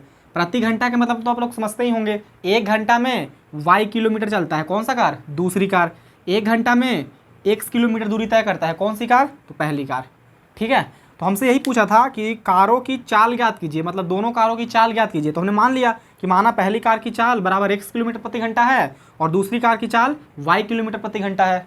जी सर अब समीकरण का निर्माण कैसे करेंगे, तो देखिए एक बार थोड़ा सा आपको रफ में हम बता देते हैं। आप देखिए सबसे पहले हमको क्या दिया हुआ है, तो ये चाल दिया हुआ है दोनों कारों की। साथ में समय भी दिया हुआ है। देखो 5 घंटे बाद ये दोनों कार मिल जाता है यहाँ पे। तो अगर हम दूरी निकाल लें इनके बीच की, क्योंकि देखो यहाँ से यहाँ तक की जो दूरी है ना वो 100 किलोमीटर दिया हुआ है। ए पॉइंट से बी पॉइंट तक की दूरी कितना है, 100 किलोमीटर। तो ये फ्री में थोड़ी दिया होगा, कुछ इसका यूज़ होगा क्वेश्चन में, तभी तो दिया है। जी सर। तो देखिए अगर यहाँ से अगर हम चलना मतलब यहाँ से लेके यहाँ तक की दूरी निकालना चाहें तो कैसे निकलेगा। तो सर हमको चाल दिया हुआ है, तो दूरी बराबर फार्मूला होता है चाल गुना समय। तो चाल दिया हुआ है और समय भी दिया हुआ है 5 घंटा। तो ये इस वाले कार से मतलब इस वाले कार से यहाँ तक की दूरी निकल जाएगा, यहाँ तक की दूरी। हाँ जी सही बात है। और फिर क्या कीजिएगा, फिर देखिए इस वाले कार से यहाँ तक की दूरी निकालेंगे। क्यों सर, इसलिए देखो यहाँ तक की दूरी में से यहाँ तक की दूरी घटा देंगे तो ये वाला दूरी बच जाएगा, और ये बराबर कितना है 100 किलोमीटर। तो ये बराबर में 100 किलोमीटर हो जाएगा। ठीक है, तो ये काम करने वाले हैं हम लोग। तो आइए सबसे पहले निकालते हैं दूरी। समीकरण बनाने के लिए हमें दूरी निकालना पड़ेगा। तो आइए लिखते हैं कि जब कार एक ही दिशा में चलती है तब, जब कार एक ही दिशा में चलती है। ठीक है, ये लिखना जरूरी नहीं है, अगर चाहे तो आप लिख सकते हैं, तो छोड़ दीजिए, कोई दिक्कत नहीं है। आप डायरेक्ट लिखिए दूरी बराबर। तो यहाँ पे लिख देते हैं दूरी बराबर, जी बराबर हिंदी में ही लिख दिए, बताइए। दूरी बराबर क्या होता है फॉर्मूला, चाल गुना समय। जी आप देखिए चाल गुना समय होता है दूरी बराबर फॉर्मूला। आप किसका दूरी निकाल रहे हैं, तो हम निकाल रहे हैं कार ए से, यानी बिंदु ए से जहाँ पे मिलता है वहाँ तक की दूरी निकाल रहे हैं, यहाँ से यहाँ तक की दूरी। तो लिखो चाल गुना समय। तो कार ए की चाल कितना था, पहली कार की चाल कितना था, x किलोमीटर प्रति घंटा। तो लिख देंगे x, प्रति किलोमीटर घंटा लिखना है तो लिखे, नहीं तो कोई दिक्कत वाली बात नहीं है। समय कितना लगता है, तो यहाँ से यहाँ तक जाने में कितना समय लगता है, तो ये दोनों कार कितने घंटे पश्चात मिल जाते थे, आपको बोला है क्वेश्चन में 5 घंटे पश्चात। तो समय दिया हुआ है 5 घंटा, तो यहाँ पे लिख देंगे 5, और 5 में गुना कीजिए x से, तो क्या हो जाएगा 5x। मतलब यहाँ से यहाँ तक की दूरी निकल गया। ठीक है, अब क्या करेंगे सर, अब यहाँ से यहाँ तक की दूरी निकालेंगे, मतलब कार दूसरी कार से जहाँ पे मिलता है दोनों कार वहाँ तक की दूरी निकालेंगे। तो निकाल लीजिए, तो फिर से लिखेंगे दूरी बराबर। अब हम नहीं लिखेंगे दूरी बराबर, चलो लिख दो एक बार और, नहीं तो नहीं भी लिख सकते हैं। ठीक है, नहीं तो लिखना चाहो तो लिख दो कि चलो दूरी बराबर चाल गुना समय। अब चाल कितना था, चाल है यहाँ से इस वाले कार के, दूसरी कार की चाल क्या था y किलोमीटर प्रति घंटा। तो लिख देंगे y गुना, और समय कितना लेता है, तो ये भी 5 घंटा ही लेता है। यहाँ से यहाँ तक जाने में कितना घंटा समय लेता है, 5 घंटा। बोला था दोनों को, देख लीजिएगा पढ़ के क्वेश्चन को सही से। चलिए थोड़ा सा इसको सोल्व कीजिए, चलो यहाँ पे सोल्व करते हैं। 5 में ऐसा तो आपको नीचे दिख रहा होगा, चलो 5 में 22 से गुना करेंगे तो कितना होगा 5y हो जाएगा। बहुत बढ़िया, नहीं दिख रहा होगा शायद, चलो इसको यहाँ पे लिख देते हैं। तो यहाँ पे आ जाएगा दूरी बराबर 5y। बहुत बढ़िया। अब क्या कीजिएगा सर, अब इस समीकरण का निर्माण कर लेंगे। कैसे, देखिए यहाँ से यहाँ तक की दूरी हमें मालूम है, यहाँ से यहाँ तक की दूरी अभी हमने निकाला कितना, तो 5x है। तो लिख दीजिए 5x। ठीक है, फिर क्या करेंगे, अब देखिए यहाँ से यहाँ तक की दूरी आपको मालूम है कितना, तो यहाँ से यहाँ तक की दूरी है, अभी निकाले हैं y, 5y जी निकाले हैं ना। तो लिख देंगे 5y। इससे क्या हुआ सर, तो देखिए यहाँ से यहाँ तक की दूरी में से ये वाला दूरी आप माइनस कर दीजिए, यहाँ से यहाँ तक की दूरी माइनस हो जाएगा। तो क्या बचेगा, यहाँ से लेके यहाँ तक की दूरी बचेगा, मतलब यहाँ से लेके यहाँ तक की दूरी, तो वो कितना है 100 किलोमीटर के बराबर। तो लिख देंगे, मतलब यहाँ ये पूरा मतलब 5x में से हम घटा देंगे 5y, तो क्या बचेगा 100 के बराबर बचेगा। ये समीकरण फर्स्ट हो गया। चाहे तो इसको अभी आप छोटा भी कर सकते हैं, और थोड़ा सा इसको समझो पहले बढ़िया से। देखो यहाँ से यहाँ तक की हमने दूरी निकाला कितना 5x, यहाँ से यहाँ तक की दूरी कितना निकाला 5y। तो 5x में से ये 5y घटा दो यहाँ से यहाँ तक की दूरी, तो क्या बचेगा, यहाँ से यहाँ तक की दूरी बच जाएगा, है कि नहीं। ये वाला दूरी हमने घटा दिया, तो यहाँ से यहाँ तक की दूरी कितना है 100 किलोमीटर, तो 100 के बराबर हो जाएगा। मतलब 5x में से 5y घटा देंगे तो क्या बचेगा 100। 5 कॉमन ले लो, देखो 5 इसमें भी है 5 इसमें भी है, तो 5 कॉमन ले लो, तो क्या बचेगा x माइनस वाई बराबर 100। अब ये 5 गुणा में तो कहाँ जाएगा भाग में, तो x माइनस वाई बराबर 5 में 100 से भाग करेंगे तो कितना बार में कटेगा 20 बार में। तो ये समीकरण बन गया हमारा फर्स्ट। आई होप कि आपको चीज़ें समझ में आ रहा होगा। आप क्या करेंगे सर, अब दूसरा समीकरण बनाएंगे। दूसरा समीकरण कैसे बनेगा तो देखिए समझिए। अब इसको हम थोड़ा सा मिटा देते हैं, ठीक है। चाहें तो आप लोग स्किप करके पीछे में थोड़ा सा बैक कर लीजिए और इसको कॉपी कर लो, ठीक है। इसको हम मिटाते हैं थोड़ा सा। चलिए, ये तो पहला समीकरण के लिए हो गया स्थिति। अब दूसरे समीकरण में क्या कहता है तो उसके लिए देखिएगा। दूसरा समीकरण का यदि हमको निर्माण करना है तो क्या करेंगे। बोल रहा है कि यदि वे विपरीत दिशा में चलती है तो 1 घंटे पश्चात मिलती है। मतलब ये कार इधर जा रहा है और ये कार भी इधर आ रहा है, ठीक है। मतलब दोनों एक दूसरे के विपरीत दिशा में चल रहे हैं। तो सोचिए, ये इधर से जा रहा है और ये इधर से आएगा तो 1 घंटा बाद नहीं मिलेगा, जरूर मिलेगा। बोल रहा था कि यदि वे विपरीत दिशा में चलती है तो 1 घंटे पश्चात मिलती है। मतलब जब ये इधर से जाएगा और ये इधर से आएगा तो 1 घंटा पश्चात मिल जाएगा, मतलब 1 घंटा बाद मिलेगा। सही बात है, ये इधर से जा रहा है और ये इधर से आ रहा है तो 5 घंटा से तो पहले ही मिल जाएगा ना जी। अब क्या कीजिएगा सर, देखिए तो यहाँ से मान लो ये कार यहाँ पे मिल गया, ठीक है। तो यहाँ से यहाँ तक ये जो कार है, पहला कार, वो कितना दूरी तय किया और यहाँ से लेके यहाँ तक ये दूसरा कार जो है वो कितना दूरी तय किया। दोनों की दूरी निकाल के जोड़ देंगे और बराबर में 100 कर देंगे, क्योंकि यहाँ से यहाँ तक की दूरी कितना है, यहाँ से यहाँ तक की दूरी 100 है, 100 किलोमीटर। तो बस लिखिए दूरी बराबर क्या होता है फॉर्मूला, चाल गुना समय। चाल गुना समय, तो चाल कितना है, पहली कार की चाल 1 है और समय कितना लेता है 1 घंटा। तो 1 में 1 से गुना करेंगे तो 1 हो जाएगा। प्लस प्लस क्यों सर, क्योंकि जोड़ रहे हैं दोनों के चाल, अच्छा दोनों की दूरी जोड़ देंगे। दूसरी कार की दूरी क्या होगा, तो दूरी बराबर होता है फॉर्मूला चाल गुना समय। तो दूरी कितना है, अति दूरी बराबर होता है चाल गुना समय। चाल कितना है दूसरी कार की y, और समय कितना लेता है 1 घंटा। तो क्या हो जाएगा, y में 1 से गुना करेंगे तो y हो जाएगा, बराबर इन दोनों दूरी को जोड़ेंगे तो कितना होगा 100 के बराबर। ये समीकरण 2 हो गया। आई होप कि आपको ये चीज़ें समझ में आ रहा होगा, ठीक है। आप समीकरण 1 और 2 से चलिए और x y के मान ज्ञात कर लीजिए। तो आइए लिखते हैं समीकरण 1 व 2 से, नहीं तो यहाँ पे डायरेक्ट लिख दो। x माइनस क्या था y बराबर 20 है, तो यहाँ पे लिख देंगे 20। ये समीकरण फर्स्ट था। क्या करेंगे सर, इसको काट दीजिए। ये y से y क्या हो जाएगा खत्म, एगो x और एगो x, तो क्या x 2 x बराबर 120 हो जाएगा। काटो इसको, कितना बार में कटेगा 60 बार में, तो x बराबर कितना आ गया 60 आ गया। अब क्या करेंगे, x का मान समीकरण 1 में रख दो या 2 में रख दो, हम समीकरण 1 में रख देते हैं। तो लिखो ये समीकरण 2 में रख दो, किसी में भी रख दो, कोई दिक्कत नहीं है। तो समीकरण 1 में x का मान रखने पर तुम लोग लिख देना, ठीक है। समीकरण 1 क्या है, x प्लस का y बराबर 100। x की वैल्यू कितना आया है 60 प्लस का y बराबर 100। तो y बराबर 100, ये प्लस का 60 है, बढ़ जाएगा तो माइनस के 60। थोड़ा सा और हल करते हैं। देखो y है तो y लिखो, y बराबर कितना है 100 में से 60 जाएगा तो कितना बचेगा 40, ठीक है। और हमें क्या ज्ञात करना था, हमें ज्ञात करना था पहली कार की चाल और दूसरी कार की चाल। हमने x माना था और y माना था, और x और y के मान आ गया है। देखिए y के मान है 40 और x के मान कितना है, x के मान है 60। तो लास्ट में लिख देंगे कि अतः पहली कार की चाल बराबर, तो लिखिए यहाँ पे अतः पहली कार की चाल बराबर। पहली कार की चाल हमने क्या माना था, पहली कार की चाल हमने माना था x किलोमीटर प्रति घंटा। और तो लिख दो x का मान कितना आया था, x का मान आया 60, तो लिख दो 60 किलोमीटर प्रति घंटा। बहुत बढ़िया। फिर लिखिए कि दूसरी कार की चाल, मतलब दूसरी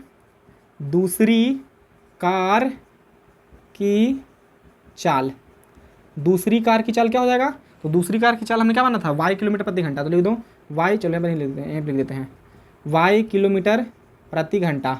y के मान कितना आया था, y के मान आया है कहाँ पे गया जी y के मान, अच्छा यहीं पे है 40 किलोमीटर प्रति घंटा। तो 40 किलोमीटर प्रति घंटा, और ये क्या हो गया फाइनल आंसर। आशा करता हूँ कि आप लोगों को ये क्वेश्चन समझ में आया होगा। नहीं आया है तो क्या कीजिएगा, दोबारा से एक बार वीडियो देख लीजिएगा, ठीक है। मतलब उसको थोड़ा बैक करके, और फिर भी नहीं समझ में आया तो कमेंट कर दीजिएगा, फिर हम आपके लिए वीडियो बना देंगे स्पेशल। सोच के देखो, जल्दी से कॉपी करो इसको, क्वेश्चन नंबर 4 को।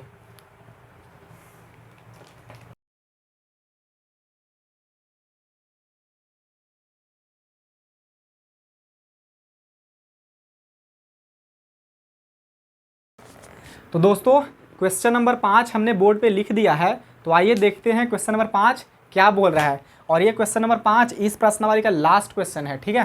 तो देखिए बोल रहा है कि एक आयत का क्षेत्रफल 9 वर्ग इकाई कम हो जाता है।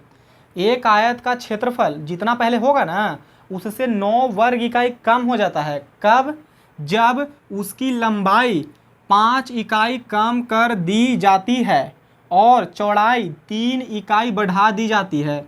मतलब जो पहले आयत का क्षेत्रफल होगा वो 9 वर्ग इकाई कम हो जाता है। कब? जब उसकी लंबाई को हम 5 इकाई कम कर देते हैं और चौड़ाई को 3 इकाई बढ़ा देते हैं। ठीक है सर। फिर बोल रहा है कि यदि हम लंबाई 3 इकाई और चौड़ाई को 2 इकाई बढ़ा दे तो क्षेत्रफल 67 वर्ग इकाई बढ़ जाता है। 67 वर्ग इकाई क्या होता है? बढ़ जाता है। कब?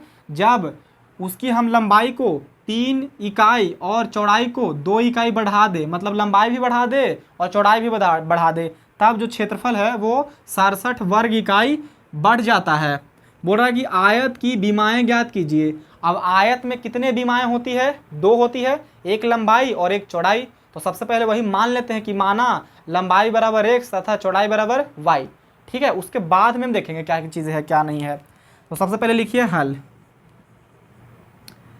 सबसे पहले मान लेंगे कि माना आयत की लंबाई बराबर क्या जी? x तथा चौड़ाई बराबर y। ठीक है, हमने आयत की लंबाई को x माना है और चौड़ाई को y माना है। अच्छा जी, अब क्या है देखिए, तो सबसे पहले इनका क्षेत्रफल निकालो। जब जब लंबाई x है और चौड़ाई y है तब इसका क्षेत्रफल क्या होगा? तो लिखो आयत का क्षेत्रफल को शॉर्ट में ही लिख देते हैं। ठीक है, आयत का क्षेत्रफल बराबर क्या होगा? लंबाई गुना चौड़ाई होगा कि नहीं होगा? बिल्कुल होगा सर। लंबाई है x गुना चौड़ाई है y, तो जब गुना करेंगे तो कितना आएगा? xy। मतलब आयत का जो क्षेत्रफल है वो कितना आ गया? xy। बहुत बढ़िया। अब देखिए, अब हम लोग क्या करने वाले हैं, फिर से लिखो। ठीक है, पुनः आयत का क्षेत्रफल बराबर क्या होगा? लंबाई गुना चौड़ाई। तो लिखो आयत का क्षेत्रफल बराबर, आयत का क्षेत्रफल कितना आया है? xy आया है कि नहीं आया है? जी सर। आयत का क्षेत्रफल वाला फॉर्मूला क्या होता है? लंबाई गुना चौड़ाई। तो लंबाई कितना है? x गुना चौड़ाई कितना है? y। तो y लिख देंगे और बराबर इधर क्या है? x गुना y। ठीक है, चलिए अब चलिए प्रश्नानुसार पढ़िए क्या बोल रहा है। ऊपर से एकदम बोल रहा है कि एक आयत का क्षेत्रफल 9 वर्ग इकाई कम हो जाता है। तो अभी आयत का क्षेत्रफल कितना आया था? xy। तो ये 9 वर्ग इकाई कम हो जाता है। कम होने का मतलब कि इसमें से 9 घटा देंगे तभी ना कम होगा। हाँ जी सर। अब क्या करेंगे सर? अब आगे पढ़िए। बोल रहा है कि यदि उसकी लंबाई 5 इकाई कम कर दी जाए, तो लंबाई अभी कितना है? x, तो इसमें 5 इकाई कम कर दो लंबाई को इसकी। अच्छा, फिर क्या बोल रहा है? और चौड़ाई 3 इकाई बढ़ा दी जाती है। तो चौड़ाई कितना था? y अभी, तो इसमें 3 इकाई बढ़ा दो। बढ़ाने का मतलब कि इसको जोड़ देंगे 3 इकाई, है कि नहीं? चलिए अब इसको हल कर लीजिए, समीकरण 1 मिल जाएगा आपको।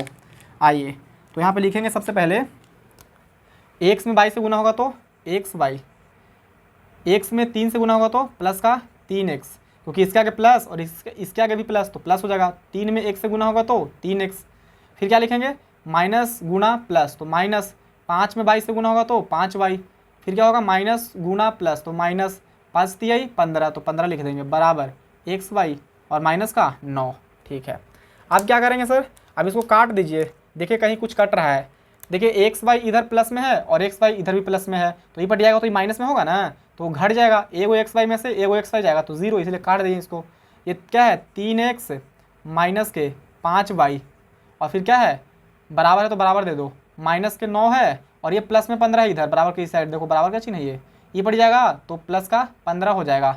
तो 3x माइनस के 5y बराबर 15 में से 9 जाएगा तो क्या बचेगा? 6, और ये बन गया समीकरण 1।